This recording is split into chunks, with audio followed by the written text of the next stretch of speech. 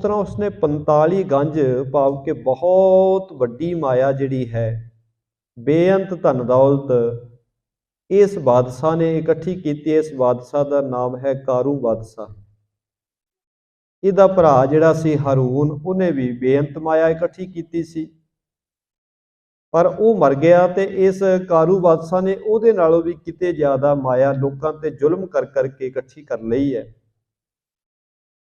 ਗੁਰੂ ਨਾਨਕ ਸਾਹਿਬ ਸੱਚੇ ਪਾਤਸ਼ਾਹ ਜੀ ਇਸ ਕਾਰੂ ਬਾਦਸ਼ਾਹ ਦੇ ਕਿਲੇ ਦੇ ਨੇੜੇ ਬੈਠੇ ਹਨ, ਦਰਵਾਜ਼ੇ ਦੇ ਨੇੜੇ ਬੈਠ ਗਏ ਜਾ ਕੇ, ਤੇ ਜਿਹੜੇ ਪਹਿਰੇਦਾਰ ਖਲੋਤੇ ਹਨ ਉੱਥੇ ਰਖਵਾਲੀ ਕਰ ਰਹੇ ਹਨ ਕਿਲੇ ਦੀ, ਗੁਰੂ ਨਾਨਕ ਸਾਹਿਬ ਮਹਾਰਾਜ ਜੀ ਉਹਨਾਂ ਨਾਲ ਬਚਨ ਵਿਲਾਸ ਕਰਨ ਲੱਗੇ ਨੇ।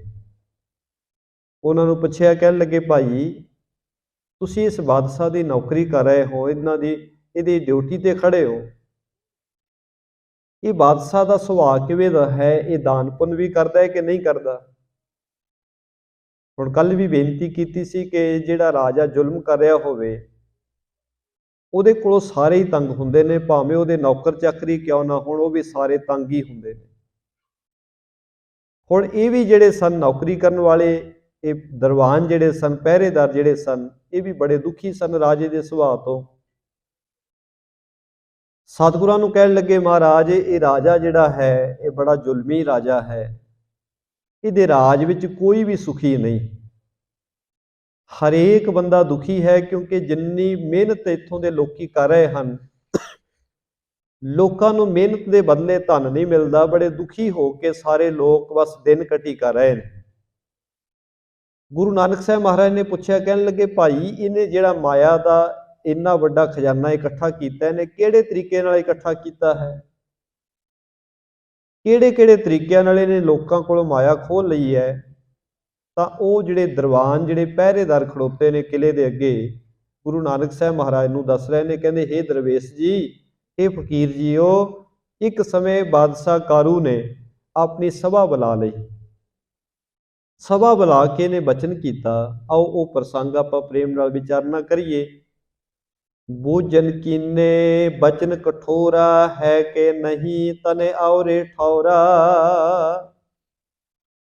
ਹੁਣ ਇਹਨੇ ਸਾਰੇ ਲੋਕਾਂ ਕੋਲੋਂ ਧਨ ਤਾਂ ਲੁੱਟ ਲਿਆ ਸੀ, ਸਭ ਇਕੱਠਾ ਕਰ ਲਿਆ ਰਾਜੇ ਕਾਰੂ ਨੇ, ਪਰ ਇਹਨੇ ਇੱਕ ਦਿਨ ਦਰਬਾਰ ਲਗਾ ਕੇ ਆਪਣੇ ਅਮੀਰਾਂ ਵਜ਼ੀਰਾਂ ਕੋਲੋਂ ਪੁੱਛਣਾ ਕੀਤਾ, ਕਹਿੰਦੇ ਕੋਈ ਐਸੀ ਜਗ੍ਹਾ ਰਹਿ ਤਾਂ ਨਹੀਂ ਗਈ ਜਿੱਥੇ ਮਾਇਆ ਹੋਵੇ, ਕਿਸੇ ਬੰਦੇ ਕੋਲ ਕਿਤੇ ਮਾਇਆ ਹੋ ਪਈ ਤਾਂ ਨਹੀਂ ਹੈ, ਜਾਂ ਕਿਸੇ ਨੇ ਜਮ੍ਹਾਂ ਤਾਂ ਨਹੀਂ ਕਰ ਰੱਖੀ। ਮੋਰ ਬਲਾਇਤ ਮੈਂ ਕਿਤ ਬਾਚੋ, ਦੇਹੋ ਬਤਾਏ ਬੈਣ ਕਹਿ ਸਾਚੋ। ਕਹਿੰਦਾ ਮੇਰੇ ਪੂਰੇ ਰਾਜ ਵਿੱਚ ਸੱਚੋ ਸੱਚ ਦੱਸੋ ਕਿਹਦੇ ਕੋਲ ਮਾਇਆ ਅਜੇ ਵੀ ਬਚੀ ਹੋਈ ਹੈ। ਇਹ ਚਾਹੁੰਦਾ ਹੈ ਕਿ ਸਾਰੀ ਦੁਨੀਆ ਦੀ ਮਾਇਆ ਮੇਰੇ ਕੋਲ ਇਕੱਠੀ ਹੋ ਜਾਵੇ ਤੇ ਮੈਂ ਸਭ ਤੋਂ ਅਮੀਰ ਹੋਵਾਂ। ਇਹਨੇ ਪੁੱਛਿਆ ਆਪਣੇ ਦਰਬਾਰੀਆਂ ਕੋਲੋਂ, ਅਹਿਲਕਾਰਾਂ ਕੋਲੋਂ, ਕਹਿੰਦਾ ਦੱਸੋ ਸੱਚੋ ਸੱਚ ਕਿੱਥੇ ਮਾਇਆ ਅਜੇ ਵੀ ਲੁਕੀ ਹੋਈ ਹੈ। ਦੋਹਰਾ ਸੁਣ ਵਜ਼ੀਰ ਡਰ ਅਰਜ ਕੀਏ, ਕਹੂੰ ਰਜਨ ਪਤ ਨਾਹੇ। ਸਾਰੇ ਵਜ਼ੀਰਾਂ ਨੇ ਬੜਾ ਡਰ ਕੇ ਕਹਿਣ ਲੱਗੇ, ਰਾਜਨ ਪੂਰੇ ਸਾਡੇ ਰਾਜ ਭਾਗ ਦੇ ਵਿੱਚ ਇੱਕ ਵੀ ਚਾਂਦੀ ਦਾ ਸਿੱਕਾ ਕਿਸੇ ਮਨੁੱਖ ਕੋਲ ਨਹੀਂ ਬਚਿਆ, ਸਾਰੇ ਤੁਹਾਡੇ ਖਜ਼ਾਨੇ ਵਿੱਚ ਜਮ੍ਹਾਂ ਹੋ ਚੁੱਕੇ ਨੇ। ਸਰਦ ਮੇਘ ਜਲਹੀਨ ਜਿਉ, ਤਿਉ ਲਖ ਦੇਸ ਨਾ ਮਾਹੇ। ਕਹਿੰਦੇ ਸਾਰੇ ਰਾਜ ਭਾਗ ਵਿੱਚ ਕਿਸੇ ਮਨੁੱਖ ਕੋਲ ਮਾਇਆ ਨਹੀਂ ਹੈ, ਸਾਰੀ ਮਾਇਆ ਤੁਹਾਡੇ ਕੋਲ ਹੀ ਹੈ। ਹੁਣ ਕੋਈ ਮਨੁੱਖ ਐਸਾ ਨਹੀਂ ਜਿਹਦੇ ਕੋਲੇ ਕਹਿ ਸਕੀਏ ਕਿ ਇਸ ਬੰਦੇ ਕੋਲ ਅਜੇ ਵੀ ਮਾਇਆ ਹੈ। ਚੌਪਈ ਏਕ ਰਜਨ ਪਤ ਸਗਲੇ ਦੇਸਾ, ਖੋਜਿਓ ਪਾਏ ਨਾ ਕਹੂੰ ਨਰੇਸਾ। ਬਾਦਸ਼ਾਹ ਨੇ ਪੁੱਛਣਾ ਕੀਤਾ ਅਮੀਰਾਂ ਨੂੰ, ਕਹਿੰਦਾ ਸੱਚ ਕਹਿ ਰਹੇ ਹੋ, ਕਿਤੇ ਪੈਸਾ ਬਚਿਆ ਤਾਂ ਨਹੀਂ ਕਿਸੇ ਕੋਲ? ਚਾਂਦੀ ਦਾ ਕੋਈ ਵੀ ਸਿੱਕਾ, ਰਜਨਪਤ ਜਿਹੜਾ ਹੈ, ਕਿਸੇ ਮਨੁੱਖ ਕੋਲ ਹੈ ਤਾਂ ਨਹੀਂ ਹੈ। ਉਹਨਾਂ ਕਿਹਾ, ਮਹਾਰਾਜ ਸਾਨੂੰ ਜਿੱਥੋਂ ਤੱਕ ਸੋਝੀ ਹੈ, ਹੁਣ ਰਾਜ ਵਿੱਚ ਮਾਇਆ ਕਿਸੇ ਕੋਲ ਨਹੀਂ ਰਹੀ, ਸਾਰੀ ਤੁਹਾਡੇ ਖਜ਼ਾਨੇ ਵਿੱਚ ਜਮ੍ਹਾਂ ਹੋ ਗਈ। ਸੁਣ ਕਾਰੂ ਨਿਜ ਸੁਤਾ ਬਲਾਈ, ਕਹਿਓ ਇਸੇ ਕੋ ਵੇਚੋ ਜਾਏ। ਉਸ ਵੇਲੇ ਕਹਿੰਦੇ ਕਾਰੂ ਬਾਦਸ਼ਾਹ ਨੇ ਆਪਣੀ ਭਰੀ ਸਭਾ ਵਿੱਚ ਕਿਹਾ, ਕਹਿੰਦੇ ਸਾਰੇ ਲੋਕਾਂ ਵਿੱਚ ਇਹ ਆਵਾਜ਼ ਲਗਵਾ ਦਿਓ, ਹੋਕਾ ਲਗਵਾ ਦਿਓ ਕਿ ਜਿਹੜੀ ਮੇਰੀ ਧੀ ਹੈ, ਮੇਰੀ ਲੜਕੀ ਹੈ, 14 ਸਾਲ ਦੀ ਹੈ। ਜਨਨੀ ਏਕ ਰਜਨਪਤ ਦੀਜੈ, ਬਾਦਸ਼ਾਹ ਕੀ ਤਨੀਆਂ ਲੀਜੈ। ਕਹਿੰਦਾ ਜਿਹੜੀ ਮੇਰੀ ਧੀ ਹੈ 14 ਸਾਲ ਦੀ, ਜੇ ਕੋਈ ਮਨੁੱਖ ਮੈਨੂੰ ਚਾਂਦੀ ਦੇ ਰੁਪਈਏ ਲਿਆ ਕੇ ਦੇ ਦੇਵੇਗਾ, ਮੈਂ ਆਪਣੀ ਧੀ ਦਾ ਵਿਆਹ ਉਸ ਨਾਲ ਕਰ ਦੇਵਾਂਗਾ। ਔਰ ਰਾਜੇ ਨੇ ਕਿਹਾ ਐਲਾਨ ਕਰ ਦਿਓ ਸਾਰੇ ਪਾਸੇ, ਸੁਣ ਸੁਤ ਏਕ ਰਜਨਪਤ ਨਾਹੀ, ਖੋਜੋ ਸਗਰੇ ਦੇਸ ਜੇ ਮਾਹੀ।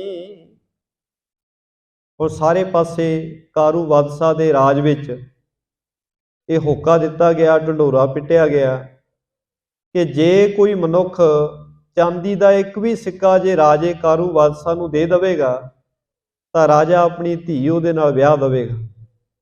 ਸਾਰੇ ਲੋਕਾਂ ਨੇ ਸੁਣਿਆ ਪਰ ਮਾਇਆ ਕਿਸੇ ਕੋਲ ਹੈ ਨਹੀਂ ਸੀ। ਉਸ ਵੇਲੇ ਇੱਕ ਨੌਜਵਾਨ ਜਿਹੜਾ ਹੈ ਉਹਨੇ ਆਪਣੀ ਮਾਤਾ ਨੂੰ ਕਿਹਾ, ਮਾਤਾ ਜੇ ਬਾਦਸ਼ਾਹ ਦੀ ਧੀ ਮੇਰੇ ਨਾਲ ਵਿਆਹੀ ਜਾਵੇਗੀ ਤੇ ਸਾਡੇ ਸਾਰੇ ਦੁੱਖ ਤੇ ਗਰੀਬੀ ਦੂਰ ਹੋ ਜਾਵੇਗੀ, ਤੂੰ ਕਿਤੋਂ ਵੀ ਲਿਆ ਕੇ ਮੈਨੂੰ ਚਾਂਦੀ ਦਾ ਇੱਕ ਸਿੱਕਾ ਲਿਆ ਕੇ ਦੇਣਾ ਕਰ, ਤਾਂ ਜੋ ਜਾ ਕੇ ਮੈਂ ਬਾਦਸ਼ਾਹ ਨੂੰ ਦੇ ਦਿਆਂ ਤੇ ਉਹਦੀ ਧੀ ਨਾਲ ਮੇਰਾ ਵਿਆਹ ਹੋ ਜਾਵੇ।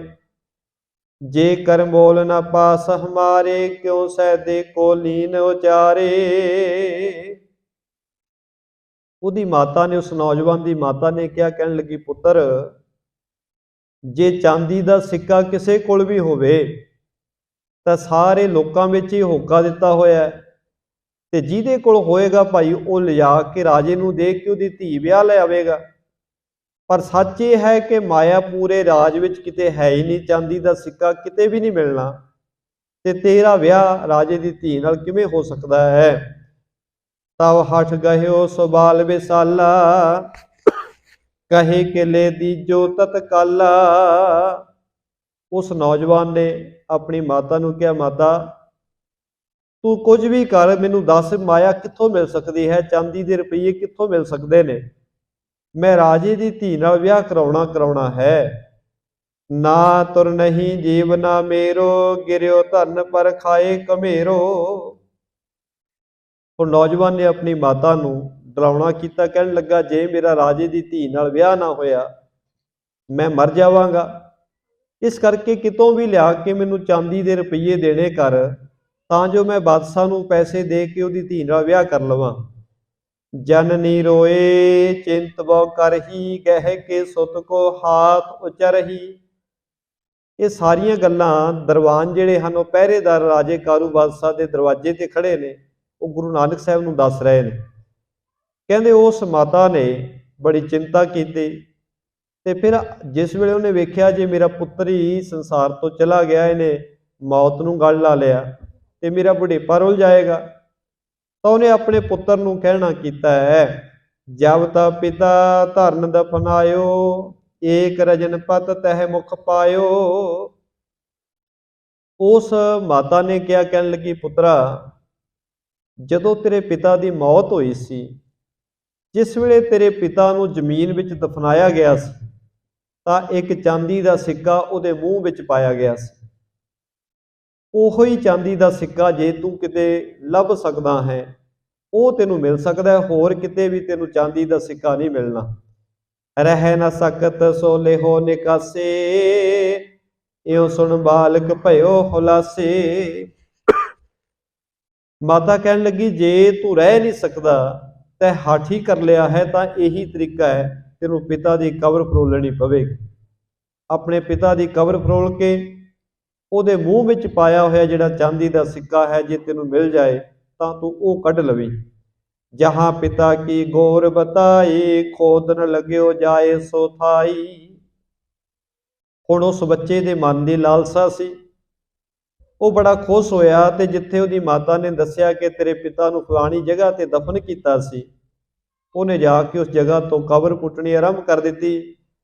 ਤਹਿ ਤੇ ਤਤ ਛਿਨ ਲੀਨ ਨਿਕਾਸਾ, ਚੱਲਿਓ ਬਜ਼ਾਰੇ ਹਿਰਦੇ ਹੁਲਾਸਾ। ਉਹਨੇ ਕਬਰ ਪੁੱਟੀ ਤੇ ਕਬਰ ਦੇ ਵਿੱਚੋਂ ਲੱਭ ਕੇ ਉਹਨੂੰ ਜਿਹੜਾ ਸਿੱਕਾ ਸੀ ਮਿਲ ਗਿਆ। ਉਹ ਬੜਾ ਖੁਸ਼ ਹੋਇਆ ਕਿ ਹੁਣ ਬਾਦਸ਼ਾਹ ਦੇ ਦਰਬਾਰ ਵਿੱਚ ਜਾ ਕੇ ਮੈਂ ਸਿੱਕਾ ਦੇ ਕੇ ਬਾਦਸ਼ਾਹ ਕਾਰੂ ਦੀ ਧੀ ਨਾਲ ਮੈਂ ਆਪਣੀ ਸ਼ਾਦੀ ਕਰ ਲਵਾਂਗਾ। ਦੀਨ ਰਜਨਪਤ ਲੈ ਸੋ ਗਇਓ, ਸੁਧ ਕਾਰੂ ਸੁਣ ਵਿਸਮੈ ਭਇਓ। ਉਹ ਪਹਿਰੇਦਾਰ ਦੱਸਦੇ ਨੇ, ਕਹਿੰਦੇ ਮਹਾਰਾਜ ਉਹ ਜਿਹੜਾ ਬੱਚਾ ਸੀ ਚਾਂਦੀ ਦਾ ਸਿੱਕਾ ਲੈ ਕੇ ਬਾਦਸ਼ਾਹ ਦੇ ਦਰਬਾਰ ਵਿੱਚ, ਮਹਿਲ ਵਿੱਚ ਆ ਪਹੁੰਚਿਆ। ਜਦੋਂ ਕਾਰੂ ਬਾਦਸ਼ਾਹ ਨੂੰ ਪਤਾ ਲੱਗਿਆ ਕਿ ਇੱਕ ਨੌਜਵਾਨ ਆਇਆ ਹੈ ਜਿਹਦੇ ਕੋਲ ਚਾਂਦੀ ਦਾ ਸਿੱਕਾ ਹੈ, ਉਹ ਬੜਾ ਖੁਸ਼ ਹੋਇਆ। ਗਹਿ ਮਗਵਾਇਓ ਤਹਿ ਤਤਕਾਲਾ, ਆਨ ਸਾਸਨਾ ਦੀਨ ਵਿਸਾਲਾ। ਕਿਉਂਕਿ ਰਾਜੇ ਦਾ ਤਾਂ ਉਹਨੇ ਜਾਣਬੁੱਝ ਕੇ ਐਲਾਨ ਕਰਵਾਇਆ ਸੀ ਕਿ ਜੇ ਕੋਈ ਪੈਸੇ ਲੈ ਕੇ ਆਏਗਾ ਮੈਂ ਆਪਣੀ ਧੀ ਦਾ ਵਿਆਹ ਉਹਦੇ ਨਾਲ ਕਰ ਦੇਵਾਂਗਾ। ਅਸਲ ਵਿੱਚ ਉਹ ਵੇਖਣਾ ਚਾਹੁੰਦਾ ਸੀ ਕਿ ਮਾਇਆ ਲੋਕਾਂ ਨੇ ਅਜੇ ਵੀ ਕਿੱਥੇ ਰੱਖੀ ਹੋਈ ਹੈ। ਹੁਣ ਜਿਸ ਵੇਲੇ ਉਹਨੂੰ ਪਤਾ ਲੱਗਿਆ ਕਿ ਇੱਕ ਨੌਜਵਾਨ ਨੂੰ ਚਾਂਦੀ ਦਾ ਸਿੱਕਾ ਮਿਲਿਆ ਹੈ, ਉਹਨੇ ਉਸ ਬਾਲਕ ਨੂੰ ਤੁਰੰਤ ਗ੍ਰਿਫਤਾਰ ਕਰਵਾ ਲਿਆ। ਗ੍ਰਿਫਤਾਰ ਕਰਾ ਕੇ ਉਹਨੂੰ ਸਜ਼ਾਵਾਂ ਦਿੱਤੀਆਂ, ਉਹਨੂੰ ਬੜੇ ਡਰਾਵੇ ਦੇ ਕੇ ਪੁੱਛਣਾ ਕੀਤਾ, ਦੱਸ ਕਿੱਥੋਂ ਲੈ ਕੇ ਆਇਆ ਹੈ। ਕਹਿਤੇ ਲਿਆਇਓ ਸਾਚ ਬਤਾਵੋ, ਮਾਰੇ ਤੁਰਤ ਜੇ ਕੂਰ ਅਲਾਵੋ। ਉਹਦੇ ਜਿਹੜੇ ਸਿਪਾਹੀ ਹਨ ਉਹਨਾਂ ਨੇ ਬੜੀ ਮਾਰ ਮਾਰੀ ਤੇ ਪੁੱਛਣਾ ਕੀਤਾ, ਦੱਸ ਇਹ ਸਿੱਕਾ ਤੈਨੂੰ ਕਿੱਥੋਂ ਮਿਲਿਆ ਹੈ। ਕਿਉਂਕਿ ਪੂਰੇ ਰਾਜ ਵਿੱਚ ਲੋਕਾਂ ਕੋਲ ਚਾਂਦੀ ਦਾ ਸਿੱਕਾ ਕਿਤੇ ਨਹੀਂ ਸੀ ਬਚਿਆ। ਇਹ ਤੂੰ ਕਿੱਥੋਂ ਲੈ ਕੇ ਆਇਆ ਹੈ, ਸੱਚੋ ਸੱਚ ਦੱਸਣਾ ਕਰ। ਜੇ ਤੂੰ ਝੂਠ ਬੋਲੇਗਾ ਤਾਂ ਤੈਨੂੰ ਮਾਰ ਪਵੇਗੀ। ਤਬ ਬਾਲਕ ਨੇ ਸਾਚ ਉਚਾਰਾ, ਮੈਂ ਕਾਢਿਓ ਪਿਤ ਗੋਰ ਮਝਾਰਾ।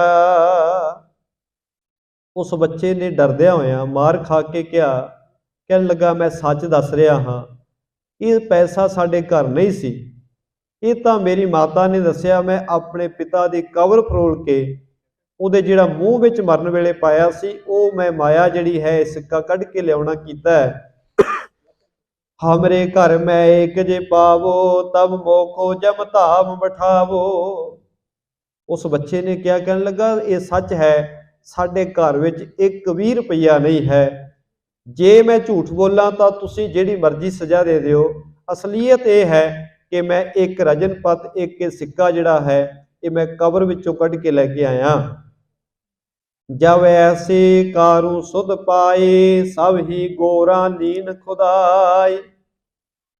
ਉਹ ਦਰਬਾਨ ਦੱਸਦੇ ਨੇ, ਪਹਿਰੇਦਾਰ ਗੁਰੂ ਨਾਨਕ ਸਾਹਿਬ ਨੂੰ ਦੱਸ ਰਹੇ ਨੇ, ਕਹਿੰਦੇ ਹੇ ਫਕੀਰ ਜੀ, ਜਦੋਂ ਕਾਰੂ ਬਾਦਸ਼ਾਹ ਨੂੰ ਇਸ ਗੱਲ ਦਾ ਪਤਾ ਲੱਗਿਆ ਕਿ ਜਿਹੜੀਆਂ ਕਬਰਾਂ ਵਿੱਚ ਮਨੁੱਖ ਦਫਨ ਕੀਤੇ ਹੋਏ ਨੇ, ਉਹਨਾਂ ਨੂੰ ਦਫਨ ਕਰਨ ਲੱਗਿਆਂ ਹਰੇਕ ਦੇ ਮੂੰਹ ਵਿੱਚ ਇੱਕ ਚਾਂਦੀ ਦਾ ਸਿੱਕਾ ਪਾਇਆ ਗਿਆ ਹੈ, ਤਾਂ ਉਹਨੇ ਹੁਕਮ ਕੀਤਾ ਸਾਰਿਆਂ ਨੂੰ ਕਿ ਜਿੰਨੀਆਂ ਵੀ ਕਬਰਾਂ ਨੇ ਉਹ ਸਾਰੀਆਂ ਪੁੱਟ ਲਈਆਂ ਜਾਣ। ਉਹ ਇੰਨਾ ਜ਼ਿਆਦਾ ਲਾਲਚੀ ਸੀ, ਮਾਇਆ ਦੇ ਨਾਲ ਇੰਨੀ ਤ੍ਰਿਸ਼ਨਾ ਵਧੀ ਹੋਈ ਸੀ, ਉਹਨੇ ਕਬਰਾਂ ਵੀ ਪਟਵਾ ਲਈਆਂ। ਕਹੂੰ ਕਹੂੰ ਤੇ ਪਾਇਓ ਸੋਏ, ਇਹ ਸਮ ਜ਼ੁਲਮੀ ਔਰ ਨਾ ਕੋਈ। ਪਹਿਰੇਦਾਰ ਕਹਿਣ ਲੱਗੇ, ਹੇ ਫਕੀਰ ਜੀ, ਹੁਣ ਤੁਸੀਂ ਆਪ ਅਨੁਮਾਨ ਲਾ ਲਓ ਕਿ ਜਿਸ ਮਨੁੱਖ ਦੇ ਅੰਦਰ ਮਾਇਆ ਦਾ ਇੰਨਾ ਲਾਲਚ ਹੈ, ਜਿਹਨੇ ਲੋਕਾਂ ਦੀਆਂ ਕਬਰਾਂ ਵੀ ਨਹੀਂ ਛੱਡੀਆਂ, ਉਹਦਾ ਸੁਭਾਅ ਕਿਸ ਤਰ੍ਹਾਂ ਦਾ ਹੋਵੇਗਾ। ਕਹਿੰਦੇ ਮਹਾਰਾਜ, ਇਸ ਵਰਗਾ ਜ਼ੁਲਮੀ ਰਾਜਾ ਅਸੀਂ ਨਹੀਂ ਕਦੇ ਵੇਖਿਆ, ਬੜਾ ਜ਼ੁਲਮੀ ਹੈ ਤੇ ਅਤਿਅੰਤ ਇਹਦੇ ਅੰਦਰ ਨਿਰਦਇਤਾ ਹੈ, ਕਿਸੇ ਤੇ ਦਇਆ ਨਹੀਂ ਇਹ ਕਰਦਾ। ਦਰਬਾਰਨ ਤੇ ਸੁਣ ਗੁਣ ਖਾਨੀ, ਪੁਣ ਤਿਨ ਸੰਗ ਕਹੀ ਅਸਬਾਨੀ। ਉਹਨਾਂ ਦਰਬਾਨਾਂ ਪਾਸੋਂ ਗੁਰੂ ਨਾਨਕ ਸਾਹਿਬ ਮਹਾਰਾਜ ਜੀ ਨੇ ਸਾਰੀਆਂ ਗੱਲਾਂ ਸੁਣ ਕੇ ਫਿਰ ਬਚਨ ਕੀਤੇ ਨੇ, ਗੁਣੇਗਾਰ ਇਹ ਦੋਜਕ ਜਾਏ, ਹੈ ਸਦ ਹੈ ਬਸੋ ਕਰੀ ਕਮਾਈ। ਗੁਰੂ ਸਾਹਿਬ ਕਹਿੰਦੇ ਭਾਈ ਇਹ ਤਾਂ ਬਹੁਤ ਵੱਡਾ ਪਾਪੀ ਹੈ, ਇਹਨੂੰ ਤਾਂ ਬੜੀਆਂ ਭਿਆਨਕ ਸਜ਼ਾਵਾਂ ਮਿਲਣਗੀਆਂ। ਬੜਾ ਅਫਸੋਸ ਹੈ ਇਸ ਰਾਜੇ ਤੇ ਜਿਹਨੇ ਇੰਨੀ ਪਾਪ ਦੀ ਕਮਾਈ ਇਕੱਠੀ ਕਰ ਲਈ ਹੈ। ਤ੍ਰਿਗ ਜੀਵਨ ਇਹ ਕੋ ਜਗ ਮਾਹੀ, ਇਹ ਥਾਂ ਅਪਜਸ ਮਰ ਦੁੱਖ ਪਾਹੀ। ਗੁਰੂ ਸਾਹਿਬ ਕਹਿੰਦੇ ਇਸ ਰਾਜੇ ਦਾ ਤਾਂ ਜੀਵਨ ਤਿਰਕਾਰਨ ਦੇ ਯੋਗ ਹੈ। ਗੁਰੂ ਸਾਹਿਬ ਕਹਿੰਦੇ ਇੱਕ ਤਾਂ ਸੰਸਾਰ ਵਿੱਚ ਅਪਜਸ ਹੋ ਰਿਹਾ ਹੈ, ਲੋਕੀ ਨਿੰਦਿਆ ਕਰ ਰਹੇ ਹਨ ਕਿ ਵੇਖੋ ਕਿੱਡਾ ਵੱਡਾ ਲਾਲਚੀ ਹੈ, ਨੇ ਕਬਰਾਂ ਵੀ ਨਹੀਂ ਛੱਡੀਆਂ, ਕਬਰਾਂ ਵੀ ਸਾਰੀਆਂ ਪੁੱਟ ਦਿੱਤੀਆਂ ਹਨ ਮਾਇਆ ਦੀ ਖਾਤਰ। ਤੇ ਗੁਰੂ ਸਾਹਿਬ ਕਹਿੰਦੇ ਇੱਥੇ ਰਾਜ ਵੀ ਕੀਤਾ ਤੇ ਖਟਿਆ ਕੀ, ਆਪਣਾ ਨਾਮ ਹੀ ਗਵਾਇਆ, ਤੇ ਨਾਲੇ ਮਰਨ ਤੋਂ ਬਾਅਦ ਵੀ ਦੁੱਖ ਪਾਵੇਗਾ। परबदगार जहां दरगाहा, अह विशाल खताबंद ताहा। परमात्मा की दरगाह विच ये बड़ा खताबंद भाव के कसूरवार मन्निया जाएगा, इन्हें बहुत बड़ा गुनाह किया है। जब होवे गो कष्ट महाना, तब पछताए मी जहवे पाना। साहब कहन लगे जदों ये बड़ा कष्ट पावेगा, दुख पावेगा, फिर इनू बड़ा पछतावा मिलेगा कि मैं अपनी जिंदगी च की कर लिया है। क्योंकि जिस वेले बंदा कोई भी बुरा काम करता है, उस वेले पछतावा नहीं हुंदा, उस वेले कई बारी बंदा बड़े आनंद विच बड़े खुश होकर माड़े कर्म कर लैंदा। पर जिस वेले उहदी सज़ा मिलती है, उस कीते हुए कर्म का फल सामने आता है, फिर बंदा रब नूं दोष दिंदा है, कहंदा रब मेरे नाल धक्का कर रहा है, रब जानबुझ के मेरे ते जुल्म कर रहा है। पर गुरु साहब कहंदे ने भलिया ये रब की दरगाह है, इत्थे जे चंगा करेगा तो चंगा मिलेगा, जे किते मंदा करेगा तो मंदे का फल भी तेनू भोगना पवेगा। अज नहीं तो कल वो कीते हुए कर्मां का फल साडे सामने होएगा। इसे करके सियाणे कहंदे ने कि रब की जिहड़ी चक्की है इंसाफ की, रब की इंसाफ की चक्की बहुत हौली चलती है, पर जदों चलती है तो पीस की बड़ा बरीक है, बिल्कुल मसल के रख देंदी है। बंदा कहता जी मैं बड़े कर्म किए, बंदा असीं कई बार उदाहरण देंदे हैं जी फलाने ने बड़े बुरे काम किए, उन्होंने की हो गया। पर गुरु साहब कहते ने भलिया ये तू नहीं फैसला कर सकता उन्होंने की होया, ये रब्बी कानून फैसला करता है कि बुरे कर्मां का नतीजा बुरा ही निकलना। क्योंकि गुरु के बचन आप पढ़ते हैं, कीता पाइए अपना या घाल बुरी क्यों घालीए।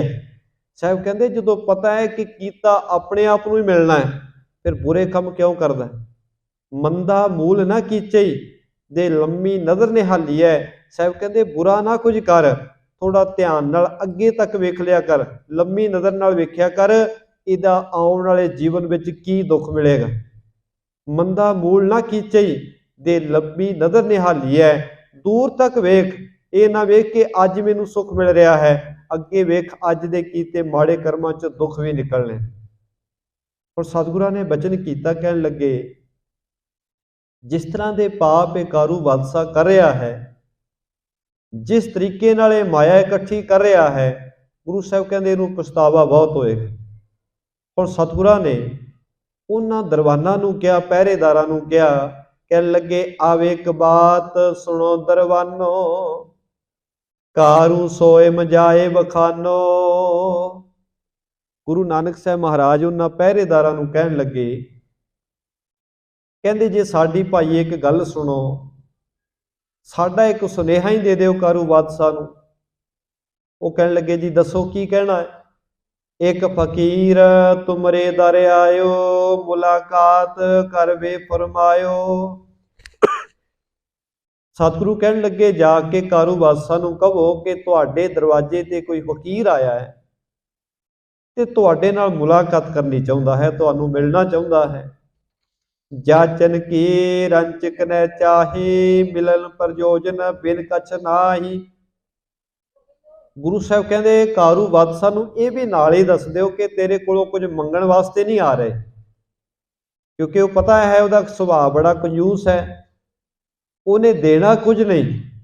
जे उन्होंने पता लग गया कोई फकीर आया, उन्होंने लगना है कि कुछ मंगण वास्ते आया होएगा। गुरु नानक साहब महाराज कहते उन्होंने जाके कहो कि एक फकीर आया तो तेनों मिलना चाहता है, मंगण वास्ते नहीं आया, बस तेनों मिलना चाहता है। बहरियान कर दर्शन लीजै, सुनो बचन पुन आप पनीजै। गुरु साहब कहते कारू बादशाह नूं भाई साडा सुनेहा ये दे दिओ कि बाहर आके सानू मिलना करे, असीं उहदे नाल कुछ गल्लां करनियां ने, कुछ बचन विलास करने ने, उन्होंने बाहर आके एक बारी अपने महलों तो सानू मिल लवे। मृदल वचन श्री गुर के सुन के, गे दरबान संत भल गुण कै। वो जिहड़े पहरेदार हन, दरबान हन, गुरु जी दे प्यारे बचन सुन के उस किले दे अंदर चले गए ने। पहुँचे कारू केर अगारे, हाथ बंद कै गिरा उचारे। ਉਹਨਾਂ ਨੇ ਅੱਗੇ ਦੀ ਅੱਗੇ ਜਿਵੇਂ ਦਾ ਉਹਨਾਂ ਦਾ ਪ੍ਰਬੰਧ ਸੀ ਉਹਦੇ ਅਨੁਸਾਰ ਬਾਦਸ਼ਾਹ ਤੱਕ ਪਹੁੰਚ ਕੀਤੀ ਤੇ ਹੱਥ ਜੋੜ ਕੇ ਬੜੇ ਪ੍ਰੇਮ ਨਾਲ ਕਹਿਣ ਲੱਗੇ ਨੇ, ਇੱਕ ਦਰਵੇਸ਼ ਅਪੂਰਵ ਆਵਾ, ਅਦਕ ਪ੍ਰਤਾਪ ਬਾਨ ਲਖ ਪਾਵਾ। ਕਹਿਣ ਲੱਗੇ ਰਾਜਨ, ਕੋਈ ਨਵਾਂ ਹੀ ਫਕੀਰ ਆਇਆ ਹੈ, ਇੱਕ ਦਰਵੇਸ਼ ਆਇਆ ਹੈ ਜਿਹਦੇ ਚਿਹਰੇ ਦਾ ਨੂਰ ਬੜਾ ਪ੍ਰਤਾਪ ਵਾਲਾ ਹੈ। ਉਹਨੂੰ ਵੇਖਿਆ ਹੀ ਭੁੱਖ ਲੱਥਦੀ ਹੈ। ਮ੍ਰਿਦਲ ਬਚਨ ਜਹ ਨੀਕ ਸੁਭਾਉ, ਸੁੰਦਰ ਰੂਪ ਸਭਨ ਮਨ ਭਾਉ। ਕਹਿਣ ਲੱਗੇ, ਹੇ ਰਾਜਨ, ਉਹ ਬਹੁਤ ਪ੍ਰੇਮ ਤੇ ਮਿੱਠੇ ਬਚਨ ਬੋਲ ਰਿਹਾ ਹੈ। ਉਹਦੇ ਦਰਸ਼ਨ ਕੀਤਿਆਂ ਮਨ ਨੂੰ ਬੜਾ ਸੁੱਖ ਮਿਲ ਰਿਹਾ ਹੈ। ਜਾਚਨ ਕੀ ਜੈ ਚਾਹ ਨ ਕਾਏ, ਅਰਾਵਰ ਕੋ ਮਿਲਨੋ ਫਰਮਾਈ। ਉਹ ਕੁਝ ਮੰਗਣ ਵਾਸਤੇ ਨਹੀਂ ਆਇਆ, ਨਾ ਹੀ ਉਹ ਕੁਝ ਮੰਗਣਾ ਚਾਹੁੰਦਾ ਹੈ। ਉਹ ਚਾਹੁੰਦਾ ਕੇਵਲ ਆਪ ਜੀ ਉਹਨਾਂ ਨੂੰ ਮਿਲ ਲਵੋ। ਉਹ ਤੁਹਾਡੇ ਨਾਲ ਮੁਲਾਕਾਤ ਕਰਨ ਵਾਸਤੇ ਆਇਆ ਹੈ। ਇਉਂ ਸੁਣਕਾਰੋ ਦਰਪਣ ਆਇਓ, ਸ੍ਰੀ ਨਾਨਕ ਕੋ ਦਰਸ਼ਨ ਪਾਇਓ। ਆਪਣੇ ਦਰਬਾਨਾਂ ਦੀ ਗੱਲ ਸੁਣ ਕੇ ਕਾਰੂ ਦੇ ਮਨ ਵਿੱਚ ਆਇਆ ਕਿ ਐਸਾ ਕਿਹੜਾ ਫਕੀਰ ਹੈ ਜਿਹੜਾ ਮੰਗਣ ਵਾਸਤੇ ਕੁਝ ਨਹੀਂ ਆਇਆ। ਕਿਉਂਕਿ ਦੁਨੀਆ ਵਿੱਚ ਜਿਹੜੇ ਫਕੀਰ ਹਨ, ਜਿਹੜੇ ਸਾਧੂ ਹਨ, ਜਦੋਂ ਕਿਤੇ ਦੇ ਦਰ ਤੇ ਜਾਂਦੇ ਨੇ ਤਾਂ ਕੁਝ ਮੰਗਣ ਵਾਸਤੇ ਜਾਂਦੇ ਆ, ਭਿੱਖਿਆ ਲੈਣ ਵਾਸਤੇ ਜਾਂਦੇ ਨੇ। ਪਰ ਇਹ ਪਹਿਲਾ ਫਕੀਰ ਇਹਨੇ ਸੁਣਿਆ ਕਿ ਕੁਝ ਵੀ ਮੰਗਣ ਵਾਸਤੇ ਨਹੀਂ ਆਇਆ, ਮਿਲਣ ਵਾਸਤੇ ਆਇਆ ਹੈ। ਤੇ ਕਾਰੂ ਦੇ ਮਨ ਵਿੱਚ ਆਇਆ, ਜਾ ਕੇ ਵੇਖਣਾ ਤਾਂ ਕਰਾਂ ਕਿਹੜਾ ਫਕੀਰ ਹੈ। ਕਾਰੂ ਆਪਣੇ ਮਹਿਲਾਂ ਵਿੱਚੋਂ ਬਾਹਰ ਆਇਆ। ਜਿਸ ਵੇਲੇ ਉਹਨੇ ਵੇਖਿਆ ਸਾਹਮਣੇ ਫਕੀਰ ਬੈਠੇ ਨੇ, ਬੰਧਨ ਕਾ ਪਰਠਾਂਡ ਅਗਾਰੇ, ਸੰਗ ਭੀਰ ਮਾਨਵ ਕੀ ਭਾਰੀ। ਉਹਦੇ ਨਾਲ ਉਹਦੇ ਅਮੀਰ ਵਜ਼ੀਰ ਵੀ ਮਹਿਲ ਤੋਂ ਬਾਹਰ ਆਏ ਨੇ। ਬੜਾ ਭਾਰੀ ਉਹਦੇ ਆਲੇ ਦੁਆਲੇ ਇਕੱਠ ਹੈ। ਦੋਹਰਾ ਇਸ ਵਿਦ ਸ੍ਰੀ ਨਾਨਕ ਤਵੈ ਬੈਠੇ ਕਰਹੀ ਤਾਹੇ। ਗੁਰੂ ਨਾਨਕ ਸਾਹਿਬ ਮਹਾਰਾਜ ਆਪਣੇ ਆਨੰਦ ਵਿੱਚ ਜ਼ਮੀਨ ਤੇ ਬੈਠੇ ਨੇ। ਬੇਨ ਬੇਨ ਬੌਠੀ ਕਰੀ, ਪਾਵੇ ਪਟ ਕੇ ਮਾਹੇ। ਹੁਣ ਕਾਰੂ ਬਾਦਸ਼ਾਹ ਹੰਕਾਰ ਵਿੱਚ ਆ ਕੇ ਖੜਾ ਹੈ, ਵੇਖ ਰਿਹਾ ਹੈ।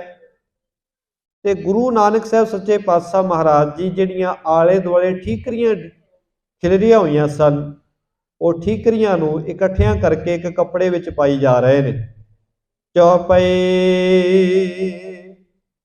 ਦੇਖਤ ਕਾਰੂ ਗਿਰਾ ਉਚਾਰੇ, ਬੀਨ ਠੀਕਰੀ ਕਿਆ ਕਰ ਕਾਰੇ। ਕਾਰੂ ਬਾਦਸ਼ਾਹ ਨੇ ਵੇਖਿਆ ਇਹ ਫਕੀਰ ਕਹਿੰਦਾ ਸੀ ਮੈਂ ਮਿਲਣ ਵਾਸਤੇ ਆਇਆ, ਪਰ ਹੁਣ ਮੇਰੇ ਵੱਲ ਧਿਆਨ ਹੀ ਨਹੀਂ ਦੇ ਰਹੇ ਤੇ ਠੀਕਰੀਆਂ ਇਕੱਠੀਆਂ ਕਰੀ ਜਾ ਰਹੇ ਹਨ। ਕਾਰੂ ਬਾਦਸ਼ਾਹ ਨੇ ਕਿਹਾ, ਕਹਿਣ ਲੱਗੇ, ਫਕੀਰ ਜੀ, ਆ ਠੀਕਰੀਆਂ ਕਿਉਂ ਚੁਣ ਚੁਣ ਕੇ ਪਾ ਰਹੇ ਹੋ? ਇਹਨਾਂ ਦਾ ਕੀ ਲਾਭ ਹੈ? ਠੀਕਰੀਆਂ ਕਿਉਂ ਇਕੱਠੀਆਂ ਕਰੀ ਜਾ ਰਹੇ ਹੋ? ਕਰੋ ਬਾਦੇ ਬੈਠੇ ਕਾਜੂ, ਇਨਕੋ ਸੰਚ ਕਰੋ ਕਿਆ ਕਾਜੂ। ਕਹਿਣ ਲੱਗਾ, ਮੈਂ ਤੁਹਾਨੂੰ ਮਿਲਣ ਵਾਸਤੇ ਆਇਆ, ਤੁਸੀਂ ਬੁਲਾਇਆ, ਪਰ ਤੁਸੀਂ ਤਾਂ ਬਿਲਕੁਲ ਬਿਰਥਾ ਕੰਮ ਕਰ ਰਹੇ ਹੋ। ਇਹਨਾਂ ਠੀਕਰੀਆਂ ਨੂੰ ਇਕੱਠਿਆਂ ਕਰਿਆਂ ਦਾ ਕੀ ਲਾਭ ਹੋਣਾ ਹੈ? ਠੀਕਰੀਆਂ ਕਹਿੰਦੇ ਆਪਾਂ ਜਿਵੇਂ ਮਿੱਟੀ ਦੇ ਘੜੇ ਫੁੱਟ ਜਾਂਦੇ ਹਨ, ਟੁੱਟੇ ਹੋਏ ਜਿਹੜੇ ਟੁਕੜੇ ਨੇ ਉਹਨਾਂ ਨੂੰ ਠੀਕਰੀਆਂ ਕਹਿੰਦੇ ਨੇ। ਤੇ ਕਹਿਣ ਲੱਗਾ, ਤੁਸੀਂ ਇਹ ਠੀਕਰੀਆਂ ਇਕੱਠੀਆਂ ਕਰ ਰਹੇ ਹੋ, ਬਿਲਕੁਲ ਬਿਰਥਾ ਕੰਮ ਕਰ ਰਹੇ ਹੋ। ਮੈਂ ਤੁਹਾਨੂੰ ਮਿਲਣ ਵਾਸਤੇ ਖੜਾ ਹਾਂ ਤੇ ਤੁਸੀਂ ਧਿਆਨ ਨਹੀਂ ਦੇ ਰਹੇ। ਸੁਣ ਕੇ ਸ੍ਰੀ ਗੁਰ ਬੈਨ ਉਚਾਰੇ, ਚਲੇ ਠੀਕਰੀ ਸੰਗ ਹਮਾਰੇ। ਜਦੋਂ ਉਹਨੇ ਕਿਹਾ, ਗੁਰੂ ਨਾਨਕ ਸਾਹਿਬ ਮਹਾਰਾਜ ਕਹਿਣ ਲੱਗੇ, ਭਾਈ ਇਹ ਠੀਕਰੀਆਂ ਬਹੁਤ ਕੀਮਤੀ ਨੇ, ਇਹ ਠੀਕਰੀਆਂ ਅਸੀਂ ਇਕੱਠੀਆਂ ਕਰਕੇ ਨਾਲ ਲੈ ਕੇ ਜਾਵਾਂਗੇ। ਬੇਨ ਕਰੋ ਜਾਤੇ ਕਠਾਈ, ਪਰ ਲੋਕੇ ਮੈਂ ਕਾਜ ਸਿਆਈ। ਗੁਰੂ ਸਾਹਿਬ ਕਹਿੰਦੇ, ਮੈਂ ਭਾਈ ਠੀਕਰੀਆਂ ਇਕੱਠੀਆਂ ਕਰਕੇ ਰੱਖ ਰਿਹਾ ਕਿਉਂਕਿ ਪਰਲੋਕ ਵਿੱਚ ਵੀ ਕੰਮ ਆਉਂਦੀਆਂ ਨੇ। ਇਹ ਮੇਰੇ ਮਰਨ ਤੋਂ ਬਾਅਦ ਵੀ ਮੇਰੇ ਨਾਲ ਜਾਣਗੀਆਂ। ਹੇ ਦਰਵੇਸ਼ ਨਾ ਕਰੋ ਵਿਚਾਰੀ, ਕੈਸ ਠੀਕਰੀ ਜਾਹੇ ਅਗਾਰੀ। ਕਾਰੂ ਬਾਦਸ਼ਾਹ ਹੱਸ ਪਿਆ, ਕਹਿਣ ਲੱਗਾ, ਹੇ ਦਰਵੇਸ਼, ਹੇ ਫਕੀਰ, ਇਹ ਕਿਵੇਂ ਦੀਆਂ ਗੱਲਾਂ ਤੁਸੀਂ ਕਰ ਰਹੇ ਹੋ? ਤੁਹਾਨੂੰ ਨਹੀਂ ਪਤਾ ਕਿ ਬੰਦਾ ਕੁਝ ਵੀ ਨਹੀਂ ਅੱਗੇ ਲਿਜਾ ਸਕਦਾ, ਤੁਸੀਂ ਪਰਲੋਕ ਵਿੱਚ ਆ ਠੀਕਰੀਆਂ ਲਿਜਾਣ ਦੀ ਗੱਲ ਕਰ ਰਹੇ ਹੋ। ਪਹਿਲੀ ਗੱਲ, ਇਹਨਾਂ ਠੀਕਰੀਆਂ ਦਾ ਲਾਭ ਕੋਈ ਨਹੀਂ, ਕਿਉਂਕਿ ਇਹਨਾਂ ਦੀ ਕੀਮਤ ਕੋਈ ਨਹੀਂ ਹੈ। ਤੇ ਦੂਸਰੀ ਗੱਲ, ਇਹਨਾਂ ਨੂੰ ਤੁਸੀਂ ਨਾਲ ਕਦੇ ਨਹੀਂ ਲਿਜਾ ਸਕਦੇ। ਦੇਹ ਸੰਗ ਕਿ ਇਹ ਰਹਾ ਹੈ, ਤ੍ਰਿਣ ਸਮਾਨ ਕਛ ਸੰਗ ਨ ਜਹੈ। ਕਾਰੂ ਬਾਦਸ਼ਾਹ ਕਹਿਣ ਲੱਗਾ, ਇਹ ਫਕੀਰ ਤੂੰ ਸਾਧੂ ਹੈ, ਤੂੰ ਦਰਵੇਸ਼ ਹੈ, ਤੈਨੂੰ ਤਾਂ ਇਸ ਗੱਲ ਦਾ ਭਲੀ ਪ੍ਰਕਾਰ ਪਤਾ ਹੋਣਾ ਚਾਹੀਦਾ ਹੈ ਕਿ ਆ ਜਿਹੜਾ ਸਰੀਰ ਹੈ ਇਹਨੇ ਵੀ ਇੱਥੇ ਹੀ ਰਹਿ ਜਾਣਾ। ਇਹ ਸਰੀਰ ਵੀ ਬੰਦੇ ਦਾ ਨਾਲ ਨਹੀਂ ਜਾਂਦਾ, ਇੱਕ ਤੀਲਾ ਵੀ ਬੰਦਾ ਨਾਲ ਨਹੀਂ ਲਿਆ ਸਕਦਾ, ਤੇ ਤੂੰ ਠੀਕਰੀਆਂ ਕਿੱਦਾਂ ਲੈ ਜਾਏਗਾ? ਦੋਹਰਾ ਤੈ ਜ਼ੁਲਮੀ ਕਰ ਦੇਸ ਮੈਂ ਕੀਨ 45 ਗੰਜ। ਹੁਣ ਗੁਰੂ ਨਾਨਕ ਸਾਹਿਬ ਮਹਾਰਾਜ ਜਿਹੜੀ ਗੱਲ ਉਹਨੂੰ ਸਮਝਾਉਣੀ ਚਾਹੁੰਦੇ ਸੀ, ਉਹੀ ਗੱਲ ਉਹਦੇ ਮੂੰਹ ਵਿੱਚੋਂ ਕਹਾ ਲਈ। ਉਹਨੇ ਕਿਹਾ, ਇਹ ਫਕੀਰ ਜੀ ਤੁਸੀਂ ਠੀਕਰੀਆਂ ਇਕੱਠੀਆਂ ਕਰੀ ਜਾ ਰਹੇ ਹੋ, ਕਾਹਦੇ ਵਾਸਤੇ ਨੇ? ਮਹਾਰਾਜ ਕਹਿੰਦੇ, ਅਸੀਂ ਨਾਲ ਲੈ ਕੇ ਜਾਵਾਂਗੇ, ਇਹ ਪਰਲੋਕ ਵਿੱਚ ਸਾਡੇ ਨਾਲ ਜਾਣਗੀਆਂ। ਕਹਿੰਦਾ, ਜੀ ਤੁਸੀਂ ਬਿਲਕੁਲ ਬਿਰਥਾ ਕੰਮ ਕਰ ਰਹੇ ਹੋ। ਇਹ ਠੀਕਰੀਆਂ ਤਾਂ ਕੀ, ਬੰਦੇ ਦਾ ਸਰੀਰ ਵੀ ਨਹੀਂ ਨਾਲ ਜਾਂਦਾ।